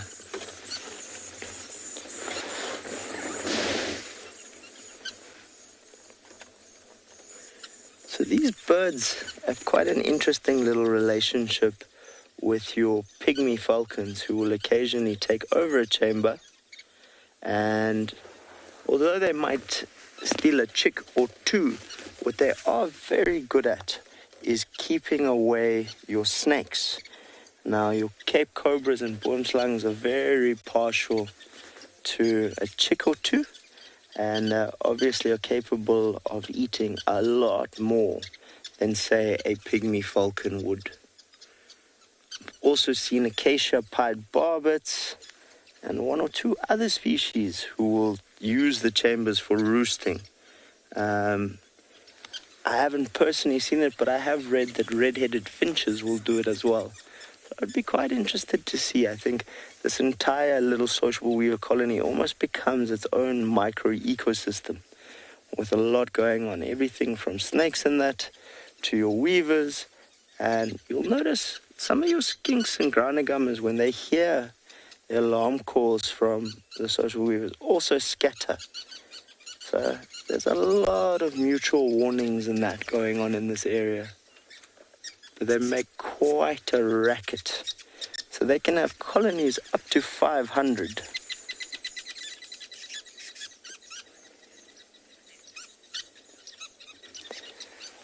So Lolo, how many sociable weavers are needed to build this nest? Well, colonies can get anything up to 500 individuals or breeding pairs. And I'd say you'd probably find that they slowly branch off from existing colonies. So one like this would have been the work of anything up to 50, 60 different pairs, and over a period of time. So when you start to see the very big ones, you realize that if there's 200 or 300 individuals in there, then that's a lot of concerted effort from quite a large building team.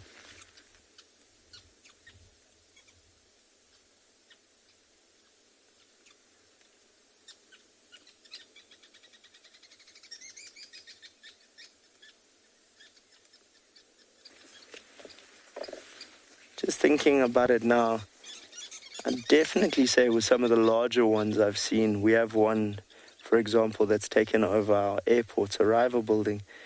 That's years of work from hundreds of individuals. So although a bird might die or a pair might move on, that chamber will then be reused. So definitely take quite a while. This lovely weaver giving himself a preen there.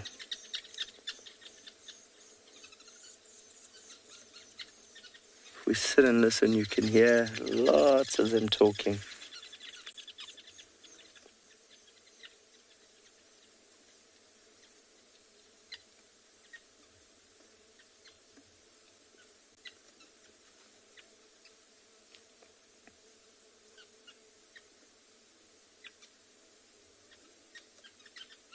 Looks like this individual is doing a little bit of maintenance to the bottom of his nest there. Oh.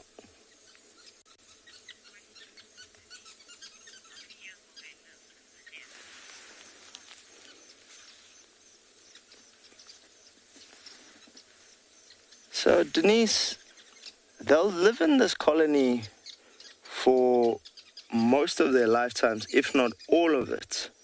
The only thing that would potentially force them to move on would be a lack of food, or if in the case of like here where this nest is completely broken off, if there was nothing left behind, they might choose a different location just based on the fact that the tree doesn't have any other suitable branches, and maybe they need a slightly better building site for the next attempt.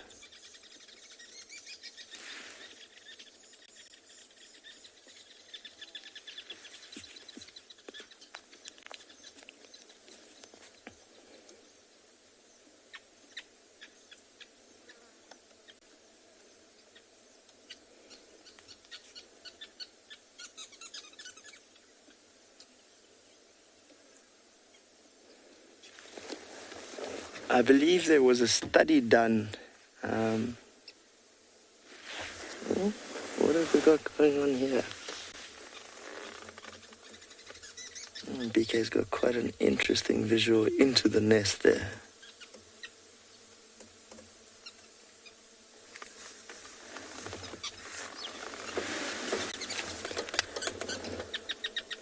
There's definitely the adult. And if I'm not wrong, I think BK's managed to get us a look at one of the youngsters.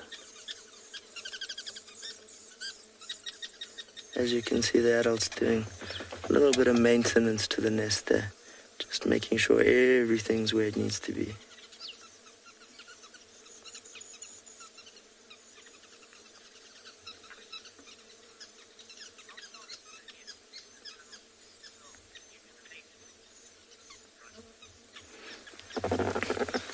So, Ronald, how far into the nest do the tunnels go? It'll depend on where the tunnels are. Some of the entrances are fairly close to the edge of the nest, and in others I've seen tunnels of, I'd say, up to 10 centimeters. Obviously, this is what I've personally seen, but not necessarily the limit of how deep they could be, depending on where the nest is and how it's been built over time. But in general, they're fairly close to the edge. That build-up of mass just leads to a lot of chambers on the edges of it. Oh, head coming out, what's going on here?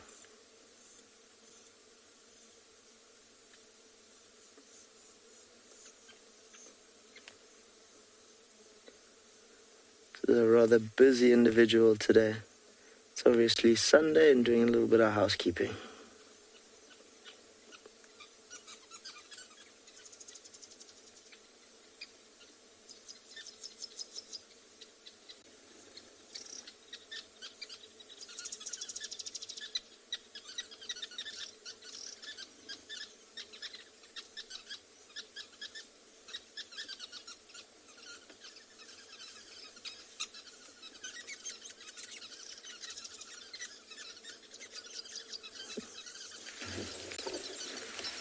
They do make a lot of noise as they talk, though. Just sitting here listening, it's quite entertaining how it sounds like they're all almost bickering.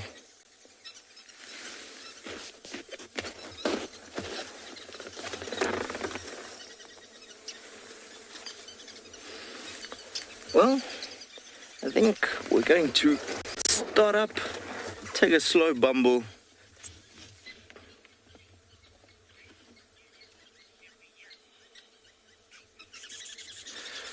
So before we get on the move, we've had a question from ATG. Do they build a new nest every year? So the answer to that is no. They will continue to live in this nest for the duration of their lifespans. Unless, of course, we'll end up with a scenario like this, where the nest falls out the tree and has to be rebuilt.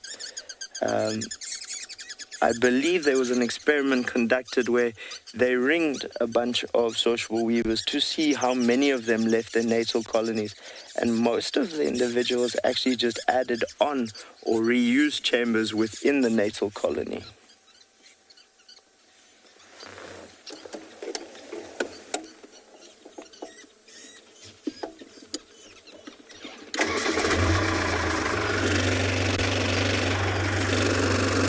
In this case, we're going to be going that way and seeing what else we can find.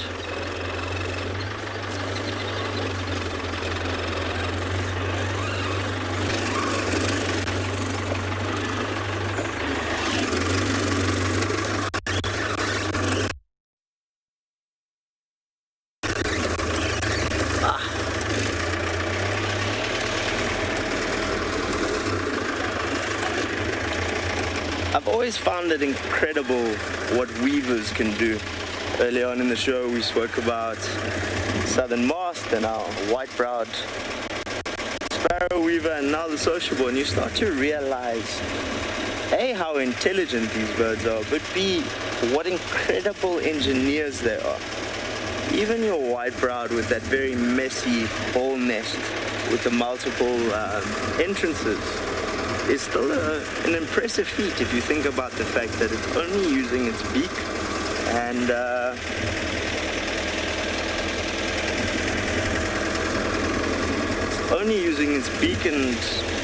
weaving grass. So quite an impressive trick.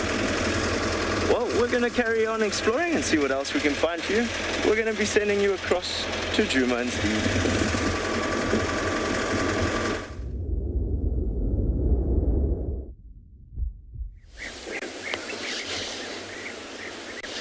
Welcome back. And interesting, Josh says the landscape, because we are continuing our discussion on ecology, and what we are right now, we are on top of the landscape, on top of the hill, on top of what we here in the granitic soils of the Lowveld call the Katina. And the trees that you see growing here on top of this Katina are all very deep rooted. Why? To access the water. The water table is quite deep down, and their leaves, being on top of the landscape, have to be broad. The broader the leaf, the more pump action they have for pulling water up. But what happens as well, and an adaptation to that, because the top of the landscape is the first part of the landscape to lose its moisture, as the winter starts to get drier and drier, the trees on top of the landscape will lose their leaves, and that is an adaptation to the ecology of the landscape when there is no water available. The plant can't therefore afford to give off any more water, and if it kept its leaves, it would keep pumping water out of its leaves without anything being replaced, and that would lead to it drying out and land areas in the landscape. The majority of the trees are deciduous, which means that they lose their leaves as a result of lack of water due to the seasonality. Now, if you come from an area where there's abundance of water and rain all the time, for example in forests, the trees don't have to lose their leaves for that purpose, although they will replace them from time to time as the chlorophyll in the leaf itself, or the process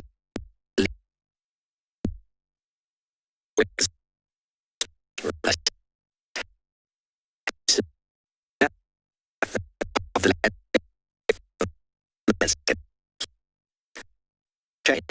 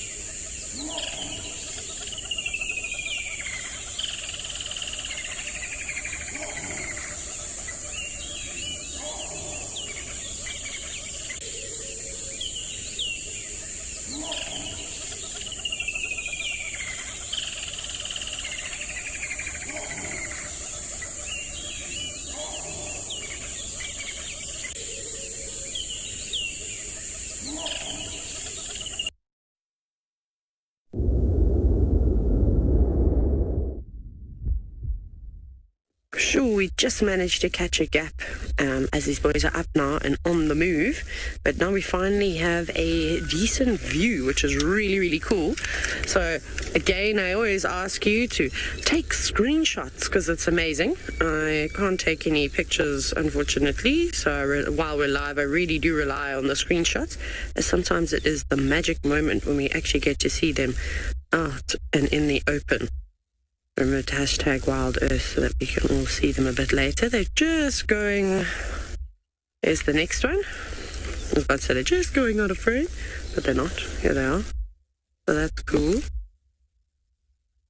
And then here they come, just on the other side of all of the sickle bush and dead knob thorns and things. So now you can start to also see how eroded the site is.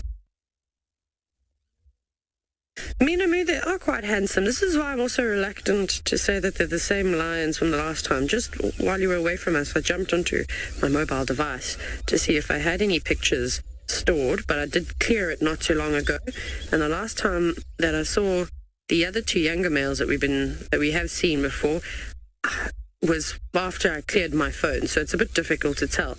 But like I said, one really had super tatty ears. There is another fella here, the chap that's closest to us. He's got tatty ears, but it doesn't look the same. And I also thought that maybe the other boys were slightly older. But I could be mistaken. That was such a long time ago. So I'm going to rely on you guys. I think what I'm going to have to do, unfortunately, is turn around now. So we're going to have to go up and around. Let me quickly do that, just so that we can try and keep up with them. There are obviously other vehicles here on safari with us. So let's see. The students are also still learning, so we might just have to be patient. They haven't learned how to drive as well yet and make quick maneuvers. What is the funnest part about becoming a safari guide? Being in the vehicle is very daunting, like extremely daunting, and yes, it takes some time. Now, Gary, you've inquired about how long will these lions stay together. So these males will probably stay together their whole lives. So it's interesting. Obviously, the females in a pride will stick together, and they have their little family group. And if there are any males within a pride, once they get to a certain age, remember 2.5, 3 years old, as I was saying, sometimes a little bit later than that, they'll leave together, and they form coalitions. See if they just pause here. They're going to sit down. Yes, there we go. Oh, wow, gorgeous. So they're going to form a coalition and they're going to stay together, like I said, probably for the rest of their lives. Obviously, they might even have another lion join up with them. That's not an uncommon thing to do.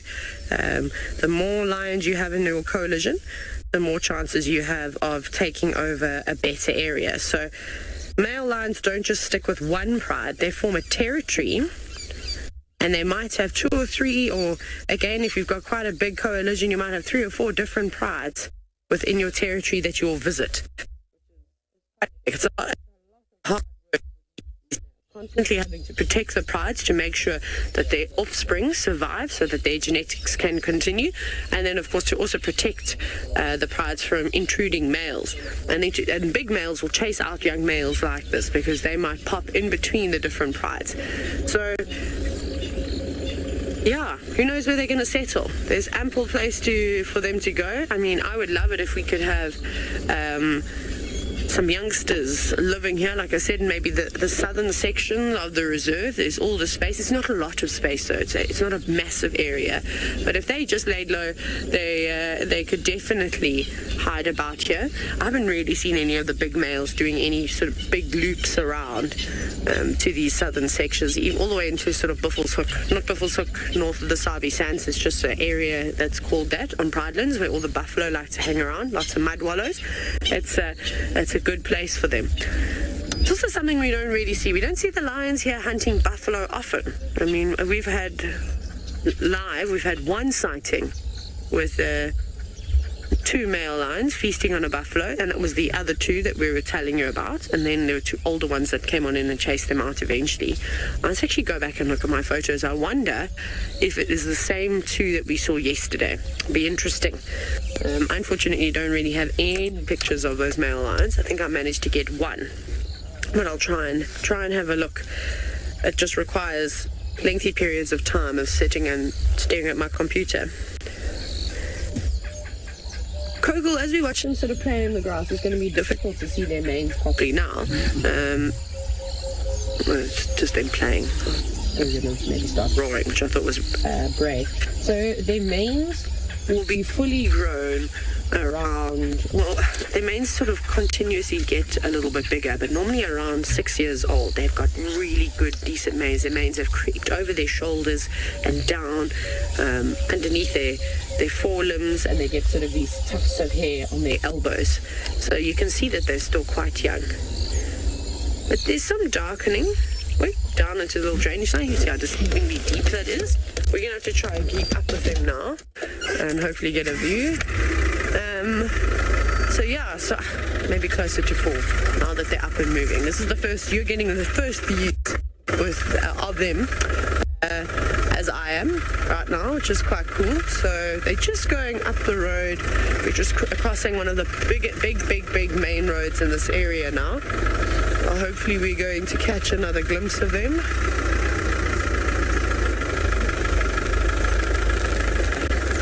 Let's see. There they are.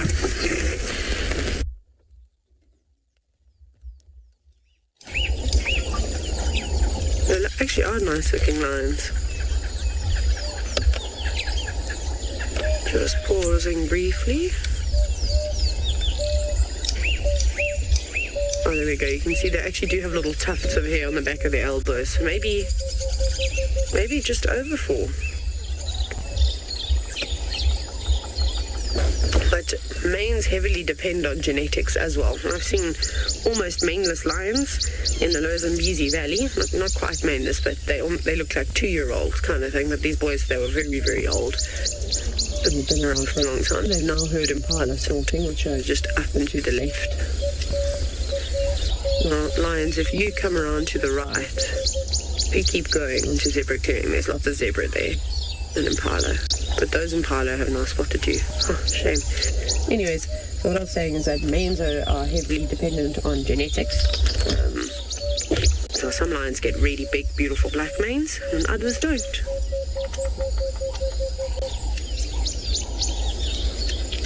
Now they're deciding what they're going to do next.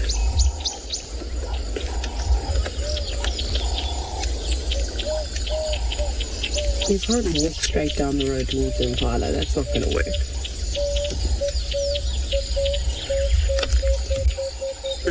Right. I think we'll try and stick with these boys and see what they get up to. Off we go back across to Tess, who's now also sitting with some felines.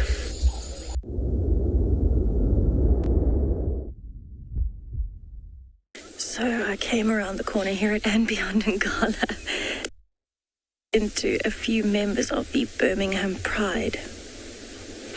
And they are relaxing on this nice cool morning, but this young male seems to be very intrigued with the impala's alarm calling behind me.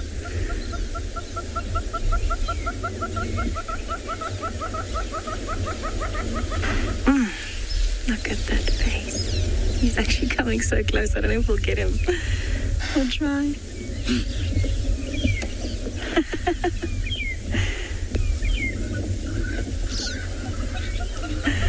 So he looks... Oh, he's actually just laid down next to the back tire. So this is one of the Ross... We actually haven't seen the Ross males in a few days. And there's the young male's little sister sitting right next to her dad, just peeking over his shoulder. And this is the more dominant of the 2 Ross males. He's the darker one. And she's actually watching those impalas because I think she can see them just from behind our vehicle. I think it's very cute though that she's sitting with her dad. So you can see he's got quite a dark mane. I know that Taylor was talking about lions possibly having no manes and it being genetic, and that's exactly the case. We have seen a few male lions that hardly have any manes. He's got a particularly dark mane, and if you compare his mane to his brother is a lot more blonde, and his mane is not as lush, not as full. It's quite a bit smaller. But you can see this beautiful male has a lot of scarring on the face. The youngster has definitely seen something. She's sitting up now. I wonder what she's hearing. She's actually now watching her brother move. He's moving back over. He's lost interest in the back of the car. So in this little pride, we have this youngster and his sister, who are around 8 months old now. The Ross male, who's the father, 2 older lionesses of the Birmingham Pride, and 2 sub-adult lionesses. So they're not quite 3 years old yet, but they will be soon.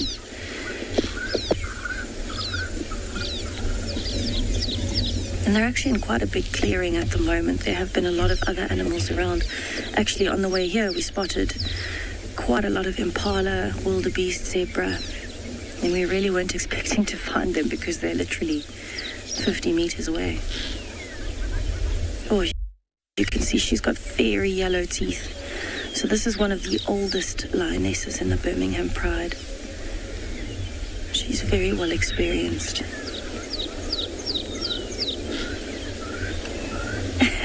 Trying to groom herself. And a scratch.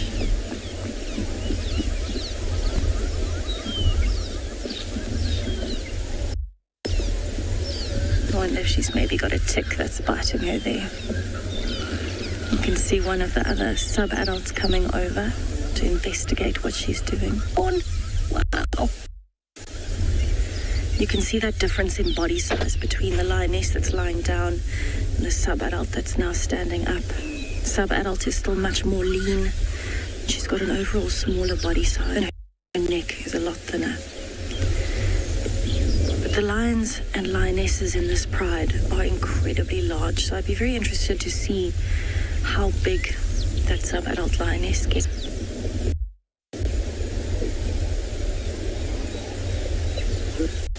She's actually contact calling.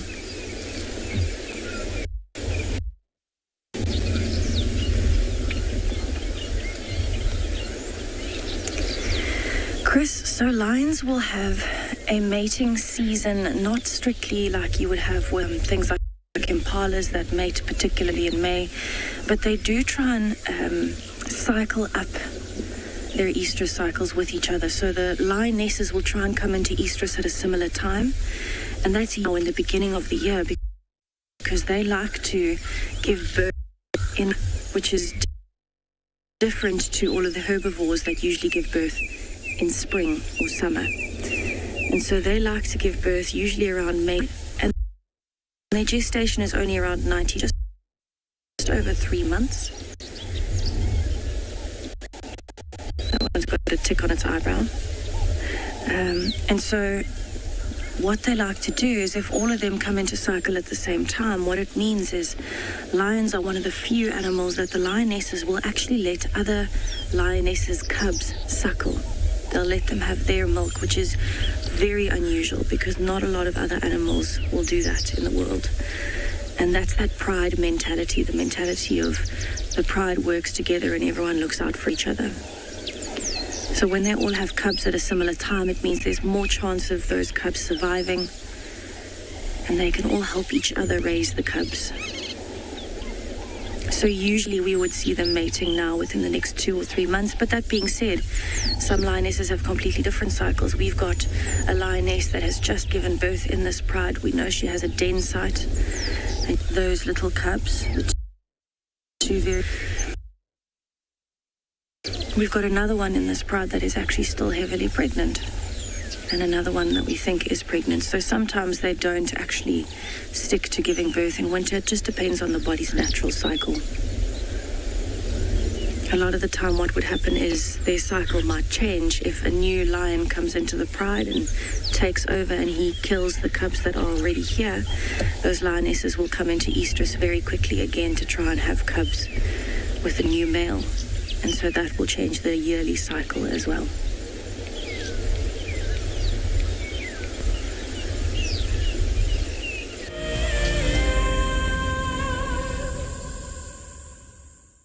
When on safari.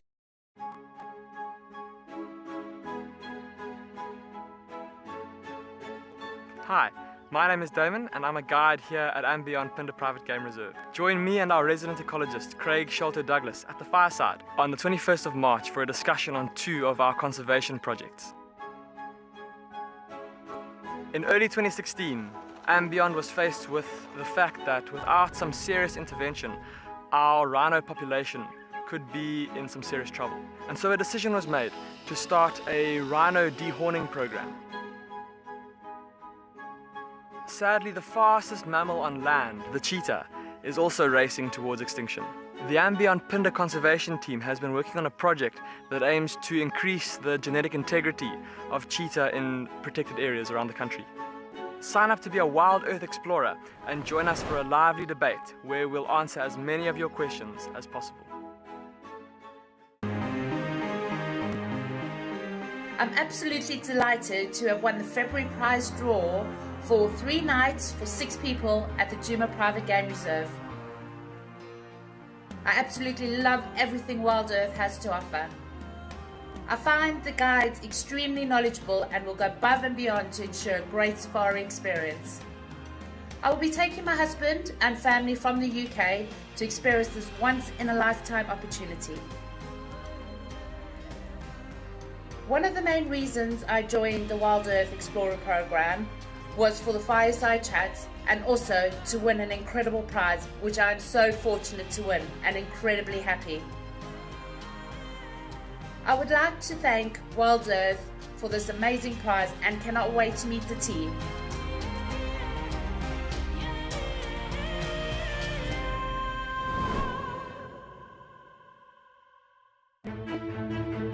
I'm Nikki here at andBeyond Ngala in South Africa.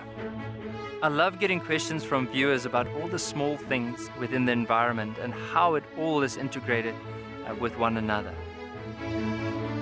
If you want to ask me any questions, please simply register with the WildEarth website, head across to the Live Safari page and then post your questions there. I'm looking forward to chatting to you on my next WildEarth drive.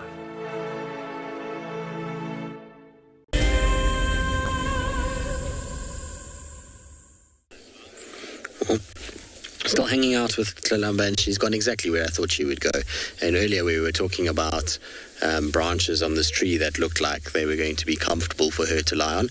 And I was saying there's a nice big straight branch, and sure enough, that's exactly where she's gone to lay. You can see that's a lot more comfortable for her in many respects. It's a lot flatter, which means her head's not at awkward angles, and she can kind of sprawl out with all feet down and tail down and just generally lounge very leopard-like in her tree. She makes me laugh though, because she's no longer using her foot as a pillow. She's just kind of hanging her head down. She almost looks as though if that left foot were to fall, as though she would be dead, because she's kind of so draped over this branch. But she's very much just taking it easy. She's been a bit like up and down. She kind of hasn't found the perfect spot yet. She has moved and then sort of repositioned and then repositioned again and then repositioned again. So I think she's just trying to find exactly where to sit. It amazes me though with this particular cat how well she took to life as an adult on her own. I mean, she was obviously with Tundi for a while and learnt a lot of things from there, but she kind of got left fairly early on. It wasn't very early, but early enough. And she took to being an adult kind of leopard that's self-sufficient very quickly. And since then, I don't think I can recall a sighting of Kalamba where I thought, sure, this cat really is in need of a meal. She always looks well-fed, and always looks as though she's managing to successfully find what she needs in order to survive. She really Even now, today, you can see that there's a kind of bulge on the side of that belly there. It's always got something. And it's because she's very active in hunting. She's not like a lot of leopards that kind of will go on scent marking missions on roads, and that's what they're doing. She walks through blocks. She's very much proactive in chasing multiple things, and even if she misses, it doesn't mean that she's not eventually going to catch something. So she goes after lots of scrub hares and duikers, and even though, it doesn't sound like a lot to have a scrub hare, she kills 3-4 scrub hares a week. That's sustaining her much better than one impala every sort of 10 days, so she's able to constantly just keep food coming in, which has led to her being a pretty well-built, healthy cat. She's quite muscular. That's one thing about Kalamba. She's quite a stocky little cat. I suppose she would have got that from her dad. He's not exactly small himself, but she's really has developed well, and I mean, we see her more with kills than I think any of the leopards. I know we see, obviously, Sabi and the cubs a lot more at the moment, and she's pretty good as well. But if we think about on Djuma itself, if we had to rule out all the other properties that we traverse on, I reckon it must be Kalamba mostly that is kind of producing the most kills at this stage, and that's the ones we see. We know also that we have vast majority of the time we don't actually spend with Kalamba. If you had to work out a percentage of her life and how much we've actually been with her, it's a very minuscule percentage. It's not like Hosanna, at one stage Hosanna we were spending a very high percentage of time with him. She's been a lot more elusive over the months, and her kind of tracks, once you lose sort of idea of where she's been, it becomes very difficult to keep up with where she is and to find her. Like I say, she does cover lots of ground, but once you have a rough idea of the areas she's moving, then keeping tabs on her becomes a lot easier. You can see already, since the day where we found her, she's been found not 2 days ago, yesterday and today, and that's all because it's roughly now we know where she's kind of been. So she's been this sort of western corridor going up into Buffelshoek, and everybody's now checking those areas more frequently and then picking up her tracks. The other thing is that we've had a nice week of dry weather, which means that the roads themselves have started to soften again, and tracks are starting to become a lot clearer than what they were a week ago. Whenever you get rain, you get this crust that forms, and until the cars and elephants and buffalo and break that crust down and soften that sand, seeing trucks on roads can be very difficult. I was actually talking about this with Steve this morning. We were chatting about how tracking lions after tracking leopards is such much easier experience in many ways, because especially these big prides that we have here, so many footprints and so big, you see them kind of nice and easy. But the other day when Steve tracked the Talamatis and they crossed the whole of Djuma, I afterwards was just bumbling around doing my own thing, and the amount of places where I drove where they had walked and the tracks were very difficult to see, and that goes for that's over 50 tracks of lions that you're not even seeing on the road because of how hard they were after the rain. So once cars have driven and things have broken down, it becomes a lot easier to find these cats. And so that's probably why we're also having a little bit more success with Kalamba. Prior to that, we just weren't picking up her tracks, even though she maybe was still moving around in this area. But I'm super keen to see where she dens. Like I have kind of constant thoughts about it. I'm hoping and crossing fingers that she doesn't den in two spots. So one spot is kind of a drainage line that's running very close to Hardekwil. And the reason why I don't want it to den there is because we unfortunately won't be able to broadcast from there. It's in a little dip and signal is non-existent. So that's a bit of a selfish reason. It's not because it's not a nice den site, but it's just because we wouldn't be able to get there. The other reason is, the other drainage lines are the ones north of Gallagher. If she gets in there, the chance of us finding her or viewing her is going to be almost zero in those drainage lines. So what I'm hoping is that because she was a little cub and she was put in these areas, and her movements tend to suggest that she's trying to secure 3 drainage lines at the moment on Djuma. So where she walks is very strategic. She walks the Mulawati, which we know she was kept in as a cub, and she's often close to the den site that she was raised in for quite a long time. She's protecting the drainage line that runs east-west from the Mulawati, called off Ingwe Alley. Again, she was put in that drainage line as a very small cub multiple times, and it seems like she's trying to get and secure this drainage line that's running north-south from the Ingwe Alley drainage line that goes up onto Quarantine.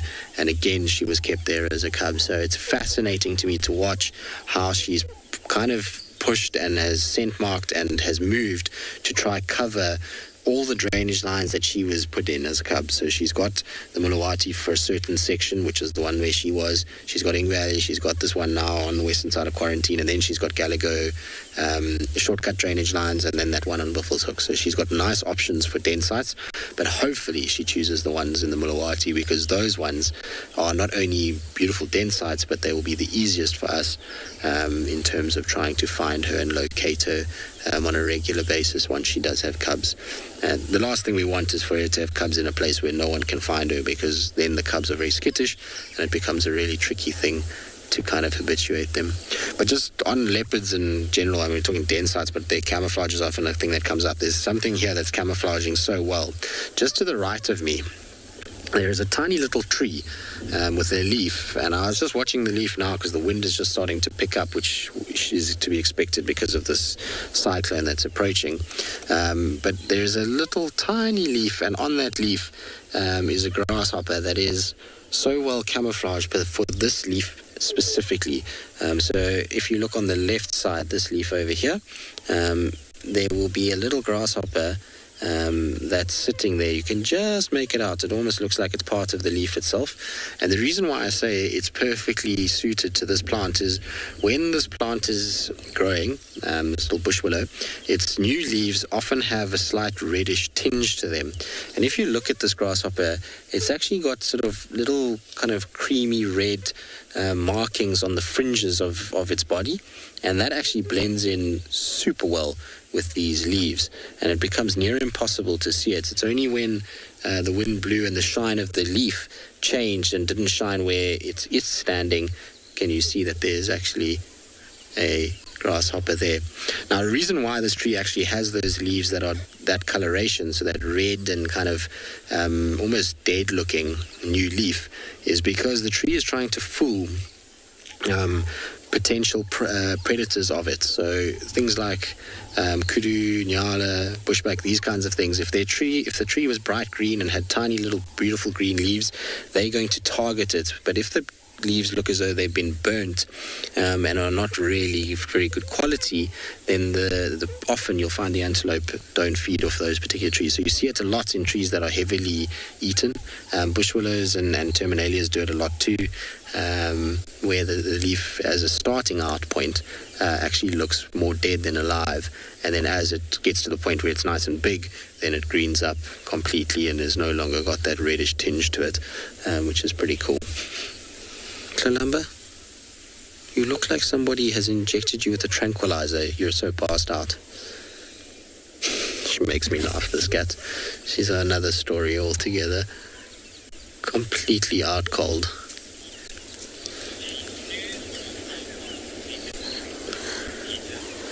Vita, so cats never are fast asleep. They're always aware of their environment, and so while she's probably going to be as asleep as a cat would be on the ground, she's still very much aware that things can happen at any time. So lions can arrive here, hyena, other leopard, prey animal that she can hunt. So they constantly are able to process stimulus even when asleep. So if the slightest sound that sounds like something that she needs to be aware of, she'll pop her head up immediately and look around. They don't sleep like we do, where we kind of pass out and people sleep through all kinds of noises. For them, that's is just going to lead to either being killed or missed opportunities from a food point of view. So you'll find that even though they're deep sleeping in a tree, they're still very much aware of their surroundings. And yes, she will deep sleep in this tree in terms of a quality sleep just as much as she would on the ground. And we found her the other day. She was in a tree and she must have been there for a good portion of the day, and she was fast asleep. So they do like to sleep up in trees, and it's particular to this time of the year. I mean, I can't remember the last time we've had so many leopards in trees without kills in the space of a week. I think it must be even, in fact, I don't think ever at Djuma I've had this many cats up trees without kills. So, it's been a lot of cats that are using trees to sleep rather than lying in the grass with all the ticks at the moment. It's, I think, a very good way to manage your tick load.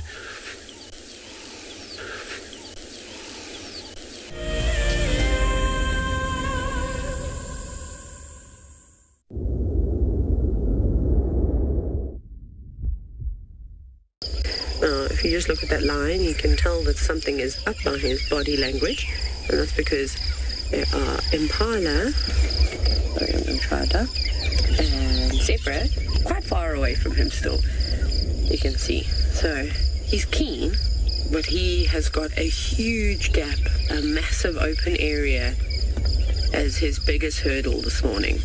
Whether or not he's going to be able to creep down low enough and strategically use all these fallen trees, it's going to be quite challenging. Otherwise, he's literally going to have to leopard crawl, because we don't have that lovely tall grass now. We're back on zebra clearing, and this entire area is filled with this weird little shrub-like thing. I don't even know what it is, but it's a terrible plant. And he's going to have to drop down nice and low. So he's just staring at the moment. I don't know where the other lion has... Oh, there he is. Never mind. I know where the other lion is. He's just to the right and behind him. I don't know if you can see him, Kat. Also standing here, you get a very nice view of how big his mane is. There we go. Right, boys. The lion on the right might be a little bit older than this one on the left. Maybe just. Sometimes that happens. They don't necessarily have to be from the same mother to form a coalition. It might be just from the same pride. Kayla, lion's vision is very good. It's one of their best sort of senses, but their eyes are designed very differently to ours, like our eyes. Their eyes are designed to pick up movement. So obviously we see all these different animals and they've got these beautiful markings on them. Those types of markings have various names. For example, a zebra has got beautiful disruptive markings. Some things like kudus as well, and Ngala. They've got all these different kinds of markings that break up the solid silhouette of their body. So when they stand very still against a tree line, they can be virtually invisible. But as soon as they move, any movement, the twitch of a nose, the twitch of an ear, swish of a tail, something like a lion or any of the other predators will be able to pick that up very, very quickly. Their vision at night time is far better than ours. I think it's about 8 times better than ours at night. But yeah, it's just really unbelievable. There's also elephants, which we can't see right now, but I suspect that they're going to pop out onto zebra clearings too, which will be epic. It will be interesting to see what happens then. Now, Gert was just telling me just before we went live that he saw this male last week. He said that scar on the nose is definitely the same one. So they've been around here for maybe not last week, but 10 days ago, hey? A bit long, yeah, 10 days ago.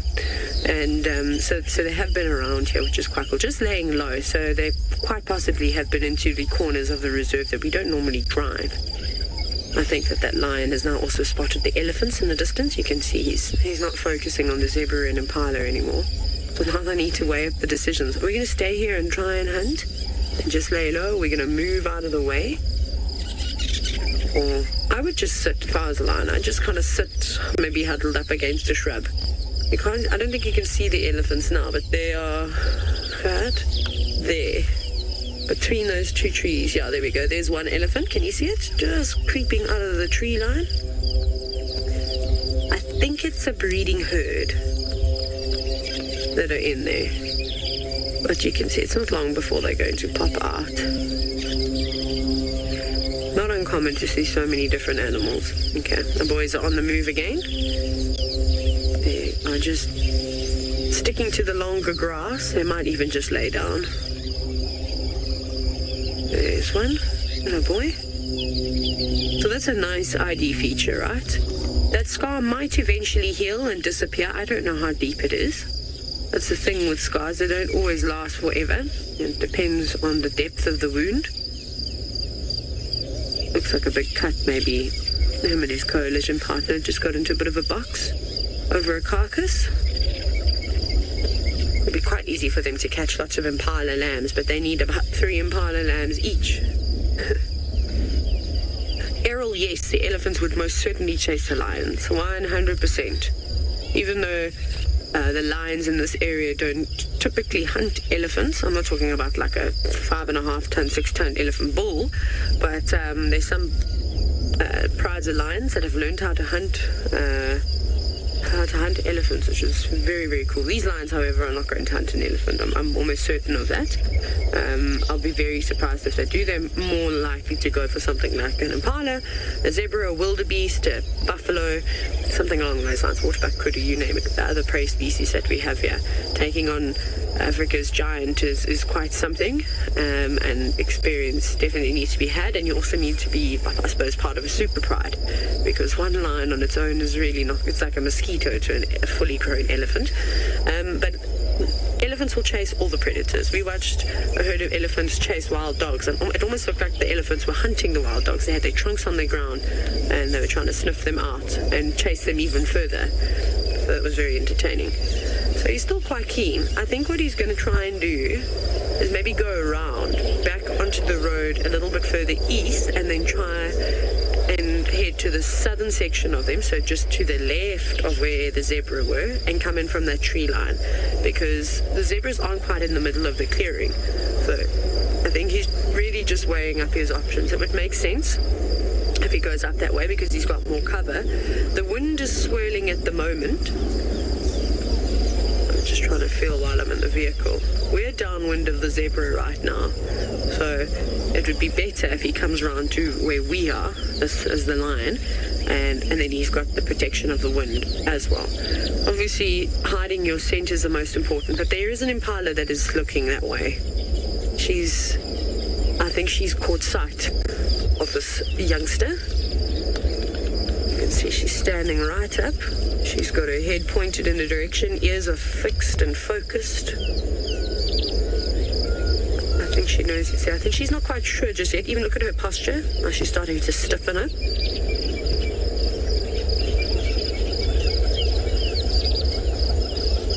So if he is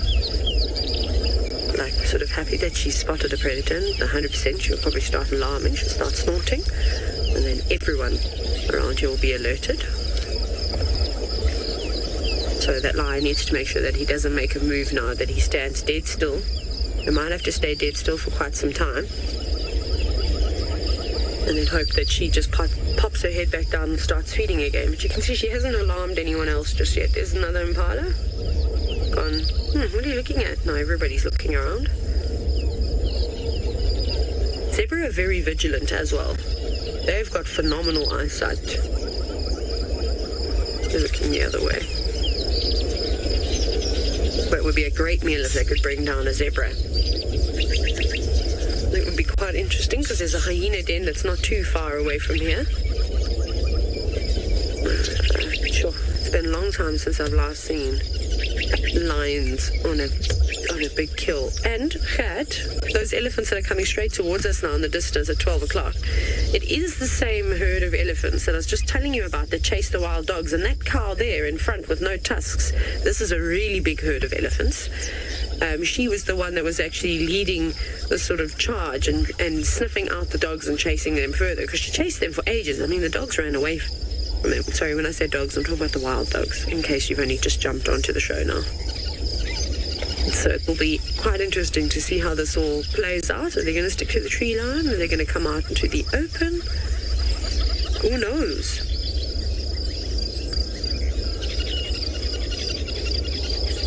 But luckily the lions are also downwind of the elephants, so I don't think that for the most part, I don't think that the elephants are going to pick up on their scent. So now it's only going to be if the elephants spot the lions. Yeah, so that's not too bad, but they rely more on their sense of smell. And with the lion standing dead still like that, I don't think the Ellies will see those lions. I think one is just laying down. But there's not much action here right now. Like I said, that male lion has got a huge distance, or both of them a massive distance to cover before they even get anywhere close to those zebra and impala, and the elephants actually look like they're going to just stick to the tree line.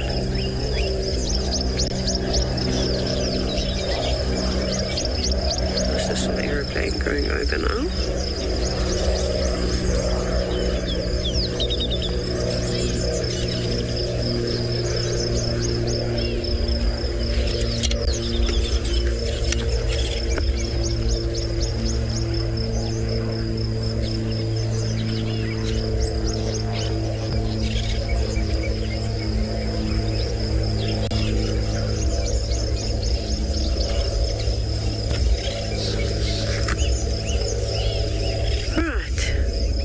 Just sit here for a bit and see how this all plays out. Sometimes these things can take hours, or sometimes they happen quite quickly, but off we go across. Steve has finally managed to get into the wild dog sighting.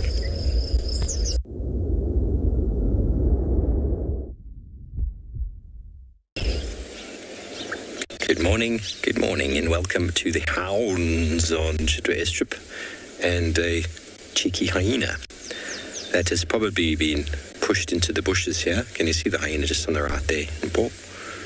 There's a hyena. It's on its own. I don't know who it is. There's a whole pack of wild dogs in front of it. So we're going to try and edge forward so we can get you a better view of these dogs. We don't have too much time, everybody, because as you can imagine, wild dogs being found is often generates a lot of excitement. Oh, there's a whole lot of hyenas. Looks like there's a standoff. I'm just going to turn over to the side here so we can give you some space. There's 1, 2, 3, 4, 5, 6 hyenas in total. And dogs we're going to count.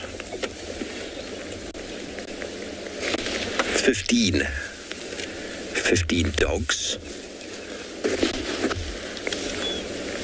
Aren't they pretty? There's some impala alarm calling in the distance. Other side of the airstrip.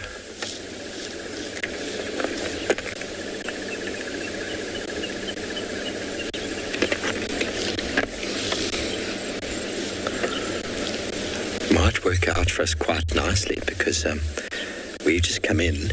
There's space for one. And if this other gentleman leaves, the other person will come in, and that means there's 3 of us. There's no one else waiting to come in, so it could be beneficial for us.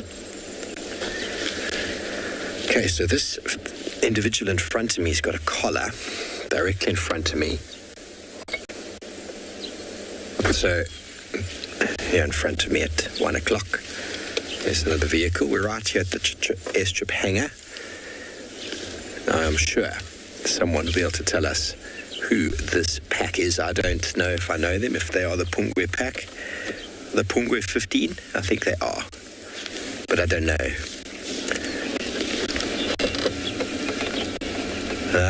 Thank you, James. James is on it. Okay. Dogs are on the move. Okay. This is going to happen. The female, that looks like a male, it's just gotten up. And the doggies are going to move, and well, we are going to try and follow them when they do move. It is often a very quick affair when they start to move, and the hyenas are going, go get us some breakfast, dogs. 6 hyenas versus 15 dogs.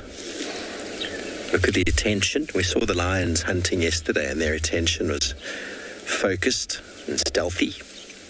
Dogs will also be quite stealthy for a period of time before they launch off into a very fast run, which is often happens. Oh no, you're going to go behind me, are you? Look at this. Hello, doggies. Come and walk past me and say hello. Oh, I love these guys. Love them to bits.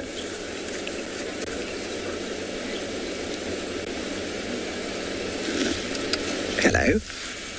Are you interested in my car, are you? Now let's see if they're going to give that hyena a hard time behind us there.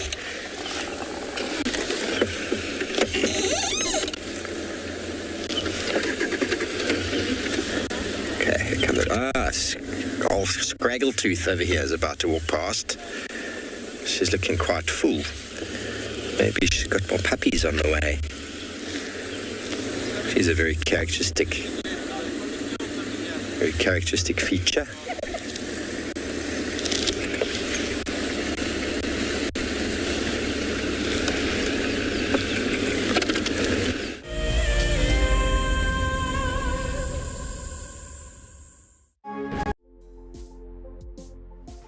On the 27th of April, WildEarth will be turning 14 years old, and we wouldn't be here if it wasn't for all of you.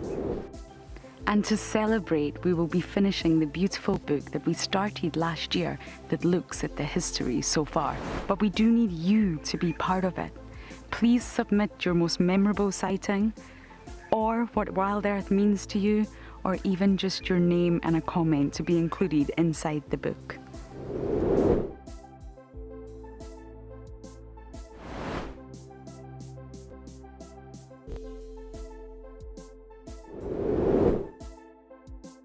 Head over to the website to add your name and reserve your copy. We are offering a 20% discount on all books bought before the end of March. And a big thank you to all of you who have contributed to the book so far. It's the month of March and WildEarth is offering you the chance to win a brand new prize.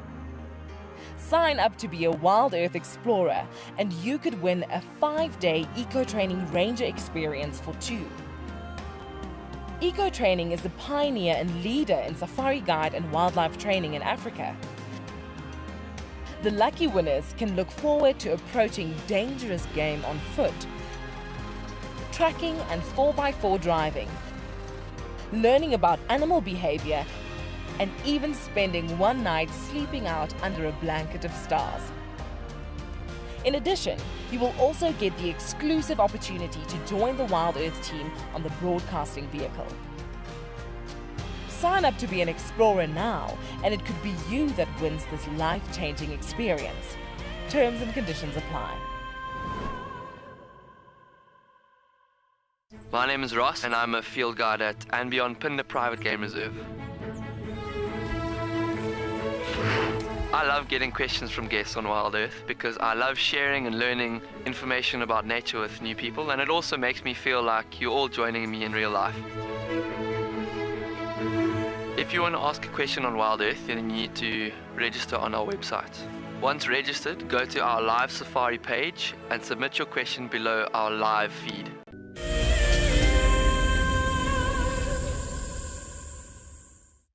We've managed to somehow scrounge out a view of these cats in amongst the undergrowth.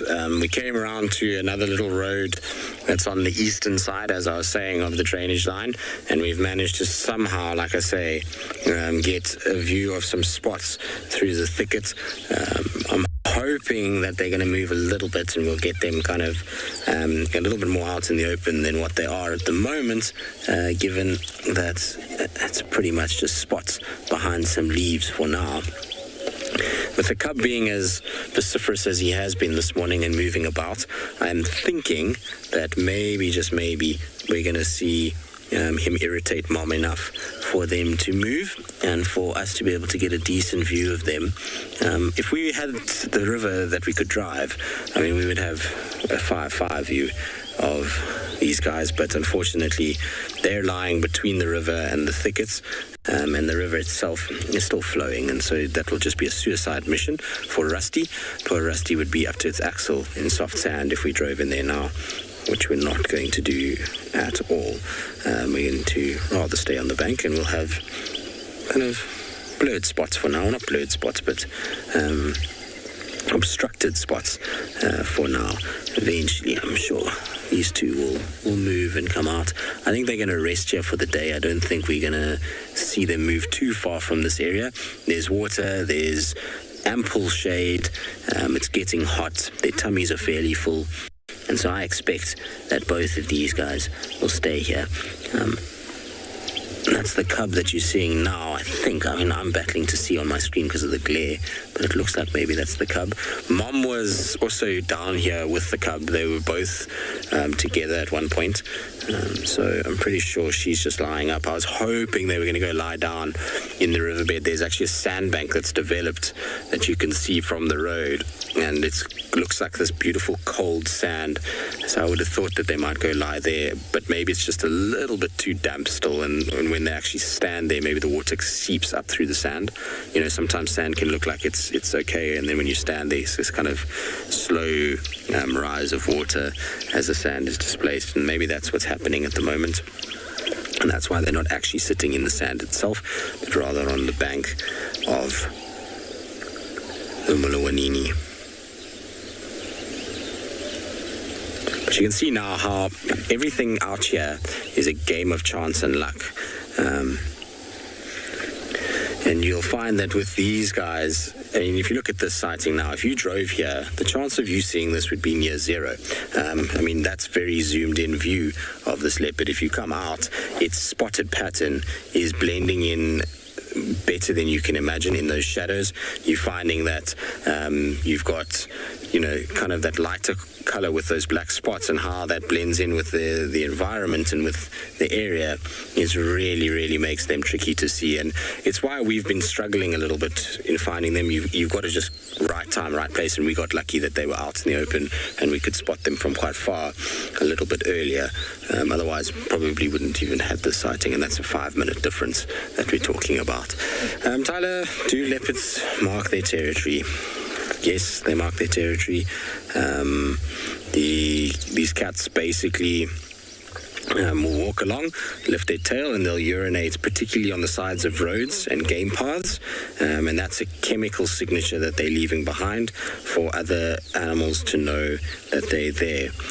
On top of that, you then have defecation marks, so they'll defecate, which is, you know, poo basically on pathways or roads as well, again leaving a scent trail. And then the other way that they mark territory is by audio. So they will call, they'll have a rasping, sawing sound, and that call will indicate to other leopards that there's a territorial individual in the area. So a few ways that they do it. And also, I suppose, they rub their face on bushes too. That's also a chemical signature that's left behind.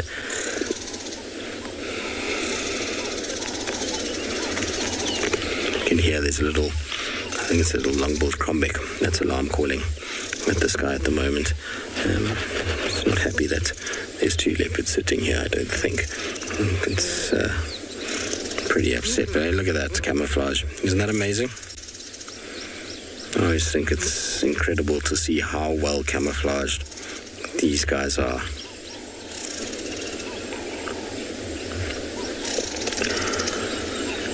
This little piggy, so males are basically double the size of females when they're fully grown. Most female leopards that we see in this area are going to weigh around 40 to 50 kilograms or around 100 pounds. That's roughly where the females sit. Whereas the males, they can get as much as 95, 97 kilograms, over 100 sometimes. So they pretty much double what the females are in weight. In terms of actual size and measurements of their bodies, they will be considerably larger. I would say at least 40% larger. In terms of their sort of height, head size, length, they're much bigger animals in general. So you can see with this little one, he's already the same size as mom, and he's not even a year old yet. So he's still got lots of growing to do, but yet he's almost the same size as her in her adult form. They really do get a lot bigger. Their size is quite something when you actually see them there's fully grown big adults next to females. It's very difficult to give people a sense of size until you actually see the differences between them. I remember the one day I actually had Anderson, and yes, Anderson was one of those kind of 1%ers, if you want to call it that. It was this leopard that was able to grow much larger than some of the other leopards in the area. And I had him mating with Moya once, which is a female from the southwest. And he was sitting down in the drainage line, and she was walking past him. And the top of his head when he was sitting was the same height as her walking. So that gives you an idea just how much bigger he was than her. It looked actually weird. It looked like this monster next to this tiny little female, and even when they mated, he kind of just dwarfed her in so many ways. So the males are a lot bigger, and the kind of bulk of them is also quite something. So we have that to look forward to with this little fella. I think he's going to be a big boy. He's got nice big feet. His tracks are already way bigger than his mom's. You can tell them quite clearly apart already. His is a much bigger, rounder track than what she's got. And even Kuchava, her little son, his track is also nice and big already. So big feet, big ears, often they grow into it. We think that he is from the Mulawati lineage, which is not a small leopard either. I haven't spent a lot of time with Mulawati, but I have seen him enough to know that he's not tiny.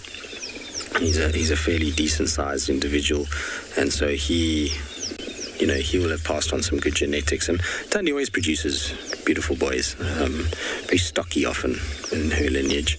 So I'm sure he will be an absolute showstopper. He's already relaxed a lot more, so wherever he goes, they're going to inherit a really good leopard. I really don't think we're going to see, these young boys spending much time in the areas that we traverse. They might distribute into somewhere where we see them a little bit more, but chances are that they're going to, by the time they reach 2.5, 3.5, I think we're going to see them moving on. Thankfully, that's only, in a year and a bit's time for pretty much all of our young boys that are around at the moment. Sabui's little male, and this one and Kuchava, they all kind of got a fair amount of time left still in the area. I'm hoping one of the young boys ends up coming onto Djuma. Nice when we have one close to camp. Becky, so the most that I know of is 4, but on average 2. The most I've ever seen myself with a leopard is 3.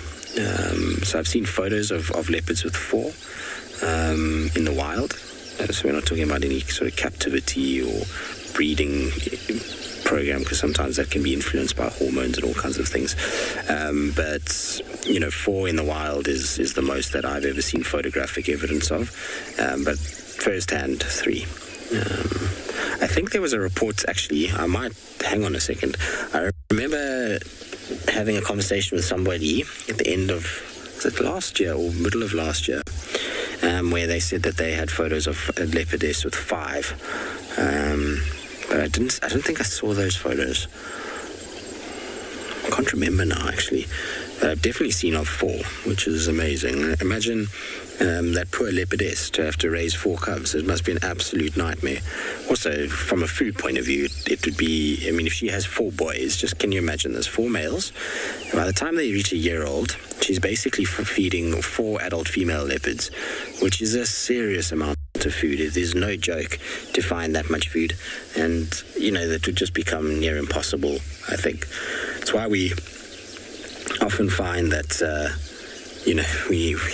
leopards litters of that size don't really do well. I haven't seen a female raise more than two independents in quite a while. It does happen, but it's been a while since I've seen it, and personally haven't actually seen it happen at all, where all 3 have made it to independence. I'm hoping when Tlalamba has her little ones that maybe we can get a little 3 prize from Tlalamba. That'll be nice. But I reckon her first litter is only going to be 1. I have this feeling. Maybe it'll be 2, I don't know. But I'm going to hedge my bet on just 1 to start with. But I think she's going to be a good mom. I think Kalumba's going to be just like her mom. She's going to be sneaky. She's going to understand the value of keeping her cub hidden. She's going to be able to figure out a way to move him around or her around. I think she's going to do really well. And she's laying some really good foundation work at the moment, is little Kalumba. She has moved her way around all over the place. She's sent marks everywhere. She's definitely carved out a beautiful little territory for herself that seemingly no other leopards are even rivaling or challenging her with.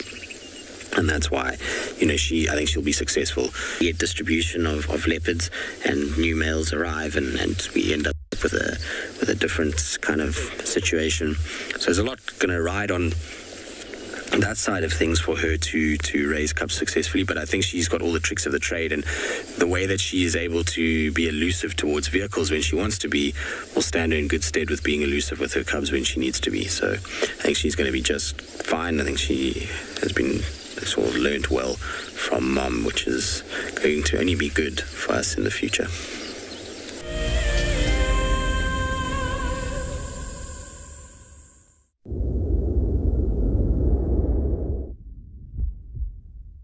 Welcome back to andBeyond and Ngala, and I've actually noticed that this zebra that we can see in front, now that we found the rest of the dazzle from that other male, has actually got quite a chunk that's been taken out of its rump.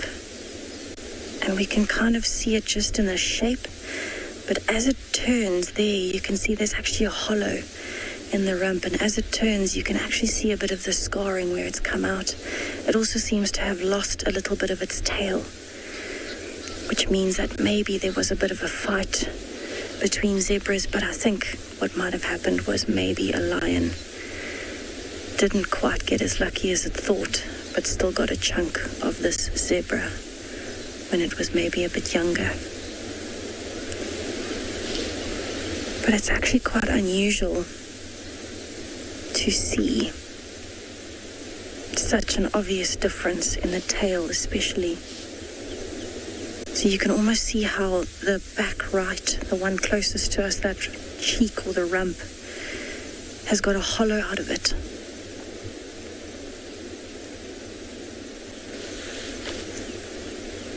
There you can see it very well in that light. Almost looks like a perfect bite mark.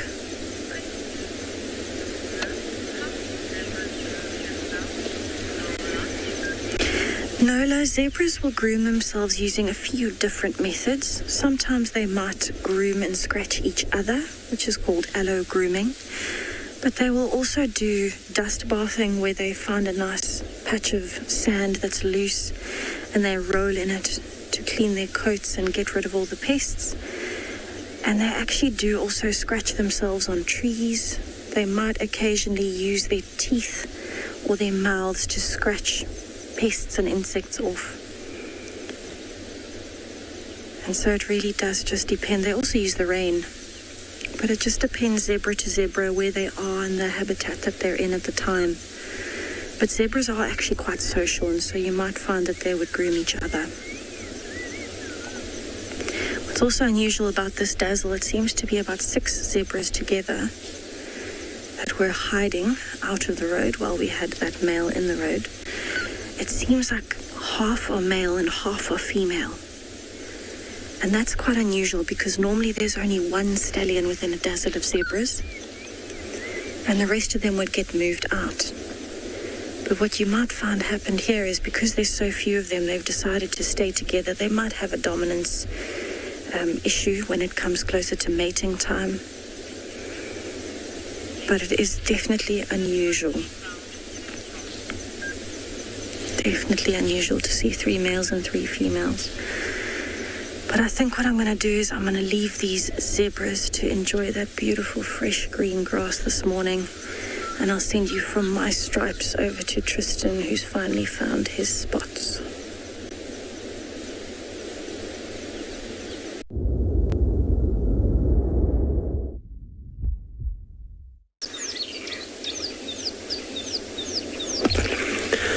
There we go, sitting on the rock, which is what we had been hoping for yesterday at First Rock, is that we would find them on the rocks, but they've moved south again all the way to where we are now.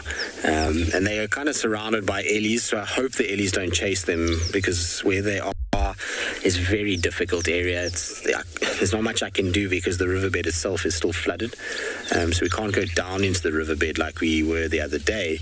And obviously this is a spot that both Thandi and the cub are absolutely loving these days, and it's crazy to think that a few days ago we had Kuchava and her cub on this same very rock.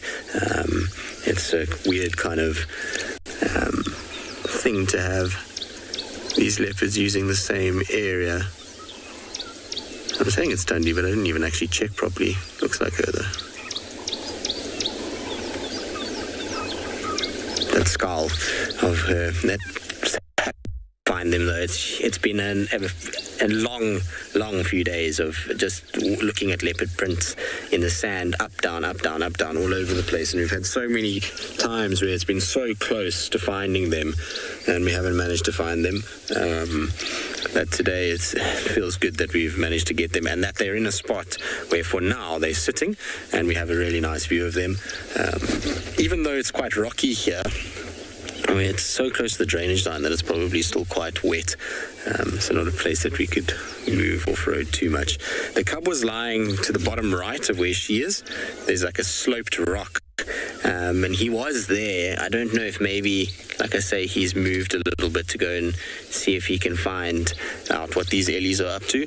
We know that he's quite a curious little fella at times and likes to move around and just sort of generally cause trouble, which is pretty typical of most little male cubs. They're all in a very similar boat in terms of their naughtiness. Everybody say it's a beautiful scene, or she's a beautiful queen. I didn't care which one, but either or, they both are aptly applicable to what we see right now. I mean, the fact that they kind of sitting on this beautiful rock, it's something that, like I say, we don't see a lot of normally here in the Sabi Sands, or this part of the Sabi Sands. There's not a huge amount of rocks. In fact, this Mulawanini system is the only system where we see rocks like this in our traverse. This goes all the way up to First Rock. It's the same little drainage that runs north-south. So we don't see a lot if you know, the rocks, if it's not on these areas, then we don't see them very often on the rocks. So it's always cool to get her, and then she herself is just a beautiful individual. There's the cub now. You see the little face poking out. It's ridiculously cute, that little one, and he's become so chilled. I have thoroughly enjoyed spending quite a bit of time with him of late. You know, prior to the cyclone, we were getting days and days and days with this little guy. We were having the best time watching him and his mom go about their business. But isn't that cool? The two of them sitting on the rock together. Hey guys. Very, very, very cool, in my opinion. You two have given me the runaround. I'm so glad we found the tracks though, and then from there it was just a matter of checking them and following them. So, Fat Cat, you're asking what's the difference between a leopard and a cheetah? Well, quite simply, they have different spot patterns is the easiest way. If you look at them side by side, it's immediately noticeable. One has a solid round spot, so looks like little polka dots on its coat, and the other one has a spot that looks like it's exploded and is popped open, and so it's got this little like caramel middle with these little black markings around it, and those are called rosettes. So one is spotted, one is rosetted. So that's the most immediate difference that you'll notice. The other differences are body structure. Cheetah, tall, long, slender. Leopards, shorter, stockier, more well-built, more muscular. Built for power game rather than the kind of the speed game that cheetah are built for. Now, habitat often is varied, so you find these guys more in dense, thicker areas along drainage lines and riverbeds, whereas you find cheetah more in open clearings a lot of the time. So that kind of is the easiest ways to differentiate between them. The face has also got a really nice difference. If you look at the face, it's on a cheetah, it's got these two black tear marks that run from the eyes down around the nose and down to the muzzle, whereas the leopard, as you can see from this picture, doesn't have that. It lacks those little tear marks. Well, you guys are a sight for sore eyes, I will say that. Can't actually believe that they're here. Sure. In a rough, like I say, I think they, more than any of the other leopards, have given us the most run around. I mean, we've had tracks for them for 4 drives now, so I was starting to get PTSD from tracking them and then not delivering. And I was thinking that maybe you guys would stop believing that we're actually finding them on foot. So I'm glad that we've actually got a view this morning. It's getting roasting hot, so I doubt that they're going to go anywhere. They both look like their tummies are fairly full. I don't think there's too much movement that's going to take place. You can't sit still, can you? You're going to come and rub up on Mom. Oh, look at that. Isn't that cool?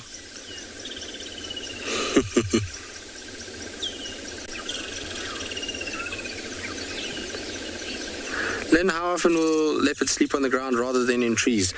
I really wish that leopards didn't spend time in trees sometimes, because it brings about this question all the time. Everyone always thinks a leopard is in a tree, and they are in a tree maybe, I reckon, 10% of their life. The other 90% they're on the ground. So the answer to your question is more so than they do in a tree. If you watch this show for any extended period of time, you'll notice that our leopard sightings mostly are on the ground. Every now and then we get lucky and we'll have a leopard in a tree, and particularly now because the grass is long and it's summer and it's wet, and the leopards are getting up and out of that grass a lot of the time. But for the most part, these guys are spending their time on the ground. They are not animals that are always in the tree. A tree is a safety point, and it is a point to store food in order to eat it at leisure. That is mostly what a tree is for a leopard. It really isn't as arboreal as everybody gives it credit for. They are arboreal cats, and they do climb very well, and they do it, but they're not this cat that just lives in a tree all day long and never does anything else. I wish that they did, because it would make it much easier to find them. We would see them a lot more if they were in trees, as much as everybody believes that they are. All right, I'm going to try go around again. Let's see if we can get a better view from around. It depends where they go. They stay on the rock. There is actually a little rock shelf that I can follow and maybe get a little bit closer without having to worry too much about a soft area. Like I say, the shelf runs across here somewhere. Let's go forward a little bit. We should. This grass is getting long. A few days ago, you could see here perfectly without even worrying about the grass. It wasn't in any way, shape, or form bad, but now, the length of it, it's crazy. You can actually see the little male. When he goes into the grass, he just disappears completely. And there's the good old Tundi smile that he's getting from Mom because he's being boisterous. See how he goes into the grass and gone. So yesterday, that's exactly what was happening. All we were getting was him, when I walked into him, was that visual right there, and then just a bounding tail and gone. You won't find them if they don't sit on prominent structure that is above the grass, and these rocks are the perfect example of what prominent structure above the grass looks like. Much, much, much better than, when they're in it itself. And termite mounds, trees, rocks, they're all going to be vitally important over the next 2 months for finding these cats. You're not going to find them really in this long grass unless you spot them on an elevated structure or prominent structure, and then they come down from there. She's very intrigued by something across from her. Michelle, you say Tundi is your favorite? I think you and many, many, many others, Michelle. I know there's a lot of you that are Tundi fans, and so I can't say that I'm surprised. She is an absolutely exquisite leopardess, very successful. She's got feistiness to her. She's produced a number of beautiful cubs. Obviously Kalamba being one of them. She's got the most beautiful eyes. Tamba, who just happens to be my favorite male leopard. He's also, if it wasn't for his little ear getting half taken off, he possibly would be the kind of supermodel of the the leopard world. Even with his little half ear, which adds a little ruggedness to him, he's still a really good looking cat. So she always produces beautiful cats. So yeah, she's a wonderful leopard and a really good mom. It doesn't look like it now as she growls and hisses and makes a noise at her cub, but actually she really is good with her cubs. You know, her track record and her ability to protect them only serves to prove that notion. She really has done so well to raise the cubs that she has, and she's very clever, this cat. She's able to move and shift them around as and when she needs to in order to make sure that she keeps them safe. I hope she doesn't go down into the river bed, because that's going to make life very tricky. What we can do is if they move around the rock a little bit, which I don't think they will because of the sun, it's very hot outside of the sort of shady areas, and so I think she's going to stick on this top section of the rock. But if she does move a little bit, we can go to the opposite bank, and we'll be able to get a view from there if they go the other side of this tree. But if they drop down into the riverbed itself, then unfortunately that's going to be the end of the sighting. We can't access that riverbed at all.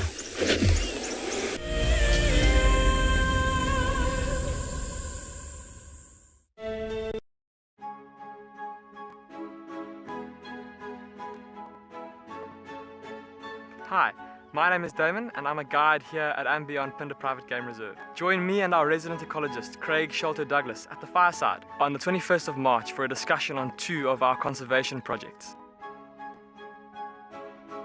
In early 2016, andBeyond was faced with the fact that without some serious intervention, our rhino population could be in some serious trouble.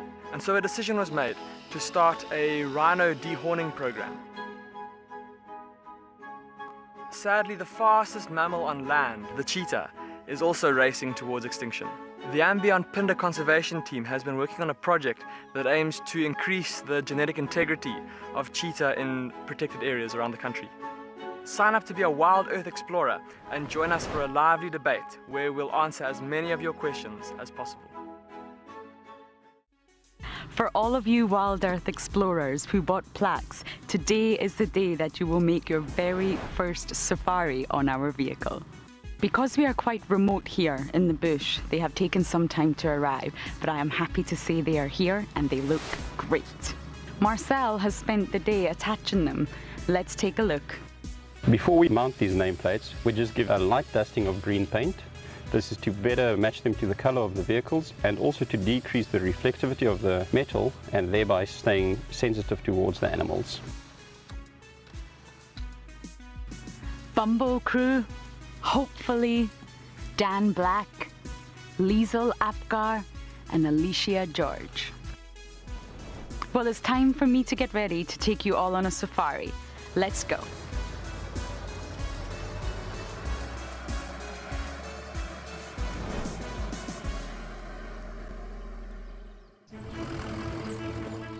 My name is Taylor McCurdy and I work for Eco Training.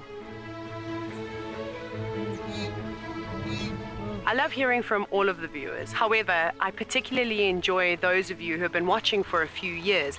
Your questions are just so advanced and they really get me thinking. If you'd like to ask a question on WildEarth, you need to register on our website. Once you've done that, head to the live safari page and submit your questions below the live.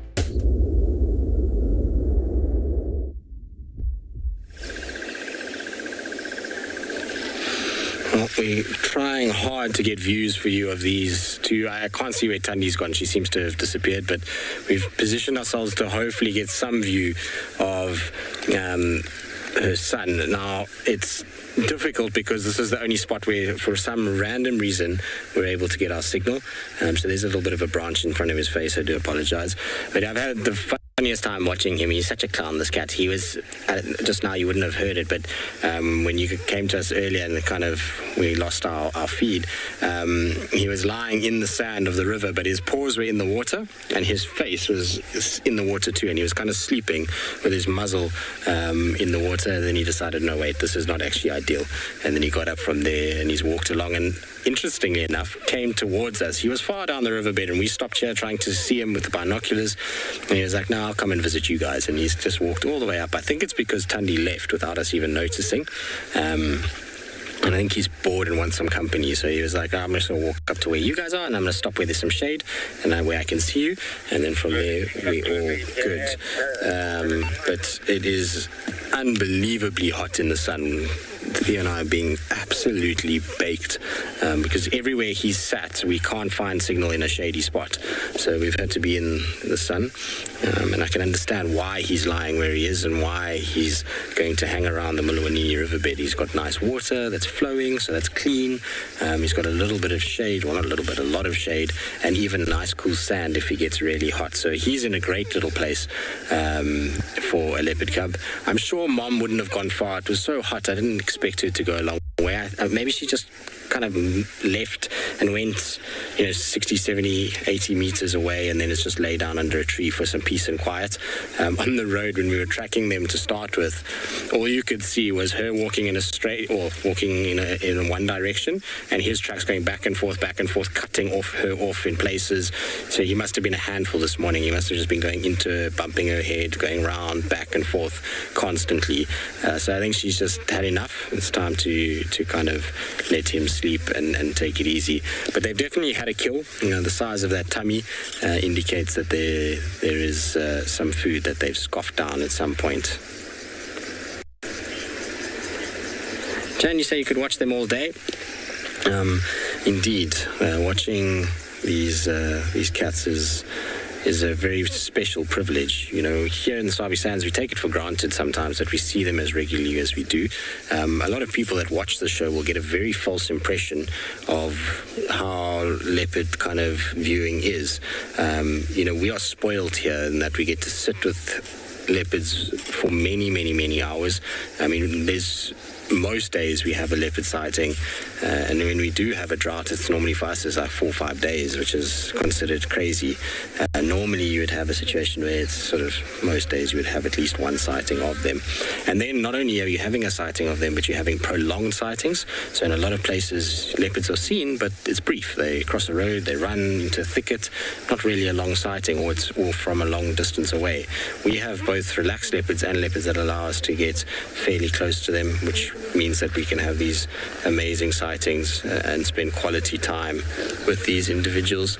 They're an amazing kind of species, and we get really intimate views into the life of a leopard.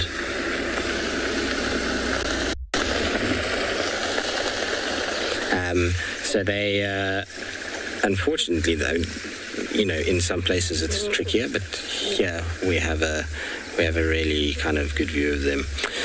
So 50, he is turning into a little star. Most young leopards are, male leopards particularly. They're beautiful, kind of cats, and then they are generally quite full of antics. Kachava's son is the same, Sabui's son. We just haven't spent that much time with them in their formative years. I think if you find we have a female that gives birth to a little young male again on Djuma like Hosana, you're going to get a situation where we're going to grow up with this little male again, and you kind of see what they get up to.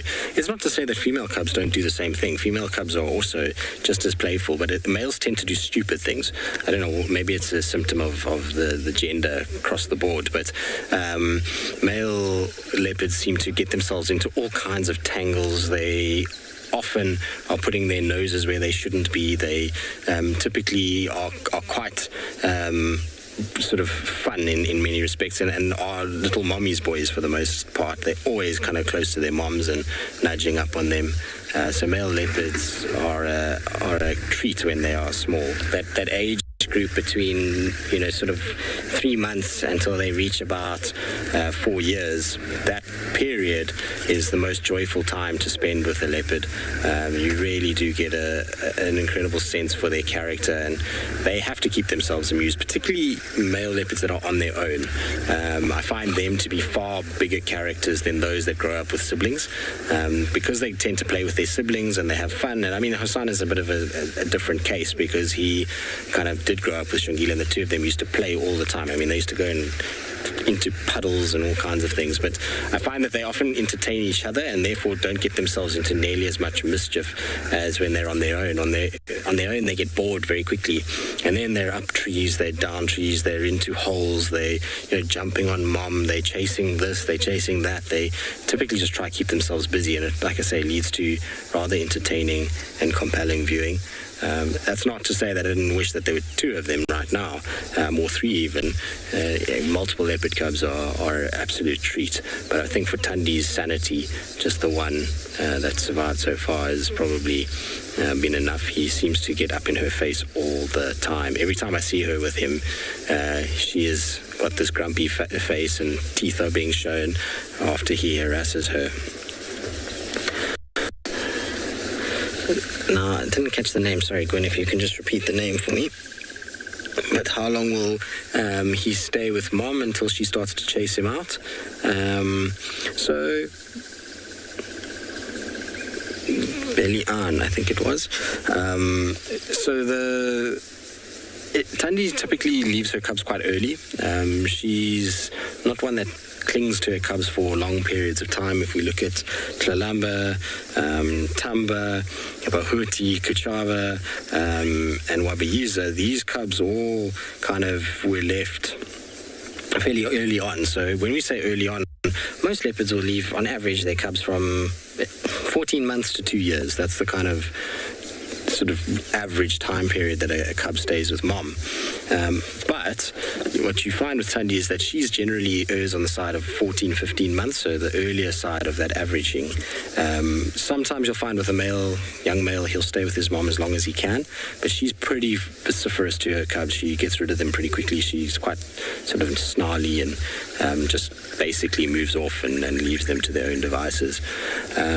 Interestingly enough, though, there's also a correlation, and I was reading a paper about this the other day that someone sent me, which was very, very cool.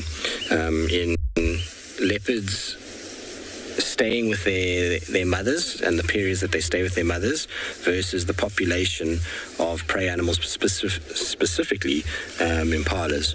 And they're saying that basically the higher density of impalas, the younger the leopard is able to make it on their own, and the younger that they're seeing leopards leaving their moms. And if you look in the Sabi sands, we have a very high density of impala, and so that's probably a contributing factor to a lot of the mother leopards here leaving their cubs already before they reach that 2-year mark. They're able to be self-sufficient because there's a high density of prey already when they reach sort of 15, 16 months old. And they might not be hunting huge impalas then, but impala lambs certainly, and everything else that is around here, if you add them all together, it's a huge amount of food sources that these guys can utilize, and therefore be fairly successful when mom leaves them. In areas with low density of prey, mom's experience and her ability to catch food is going to be vitally important for them to survive. You can almost kind of see a bit of a heat haze that's developing. That's how hot it's getting. It really is steaming in the sun, and that's why he is lying where he is. But I think he's going to move. You see his head is kind of angled slightly into the sun, so it's his belly and his bum towards us, and that's in the shade. So what he might do is just move a little bit kind of deeper into the shade. So I don't think he'll go too far. I suspect that he'll end up just kind of staying where he is in this general vicinity, but he'll just move with the shade during the course of today. Should be easy enough to find him this afternoon. I say this, but he can be a sneaky little guy sometimes. Haley, how loud is a leopard's call? I'm not sure on the exact measurement in decibels. I don't know if somebody's ever had a leopard in a controlled environment where they can get an accurate decibel measure. I'm sure they have. But in terms of for us and where we can hear it from, it's not nearly as loud as something like a lion's roar or a tiger's roar. It doesn't carry nearly as far. So these guys, if we hear them from, I reckon on a good day, depending on wind direction and things like that, about 2 kilometers, 3 kilometers we can hear them from. But that's on a good day. Most of the time, within a kilometer and a half, and you start to really sort of lose the call in the noise of everything else that goes on out here. But it's loud enough, and that's for sure. They can hear it for much longer. I mean, they can hear it at 5, 6, 7 kilometers on really good days. I find when it's cold weather, the sound tends to travel further. In summer, you get your calls pretty spot on. You normally hear them, and you can find those cats exactly where you kind of hear them from. Whereas in winter, I always find you underestimate just how far that sound carries, and that's because the hot air that rises, it causes sound just to move a little bit, and interferes with what's going on. I mean, cold weather, it just seems that the sound just carries that much further. He makes me laugh, this cat. Birds fly over him, and he's about 20 seconds too late for the bird coming over when he starts to lift his head and look over. So then he has to kind of do this massive neck twist to try and actually catch up with the bird, to actually see what is flying over his head. Not that with it this morning. I don't know if it's the hot weather or the big full tummy that he's been a bit slow on the uptake when it's come to birds and squirrels that have been buzzing about near him. It's amazing to see the difference in squirrels. This morning when we were with those Nkahuma females, the birds, the squirrels were walking on the road next to them, and they kind of got a bit of a fright when the one lioness lifted her head, and they went up into a tree and they just sat there looking at them. No alarm call, tail was flickering a bit, but they just sat and looked at the lions.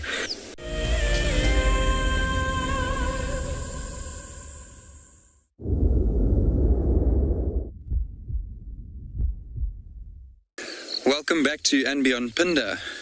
We have managed to find a big pile of spots. These 5 young subadult cheetah are really taking it easy at the moment. You'll see that the only movement we're really getting is the flick of a tail, and every now and then one of them will lift its head up. With cheetah, it's a good idea for at least one of the group to keep a lookout for big other dangerous predators that could be around. They are kind of at the lower end of the predator hierarchy, so they do always have to make sure that they're being vigilant. You see that there's some ears flicking as well. The one at the back, every time it flicks its ear, it flicks the grass that's touching it as well.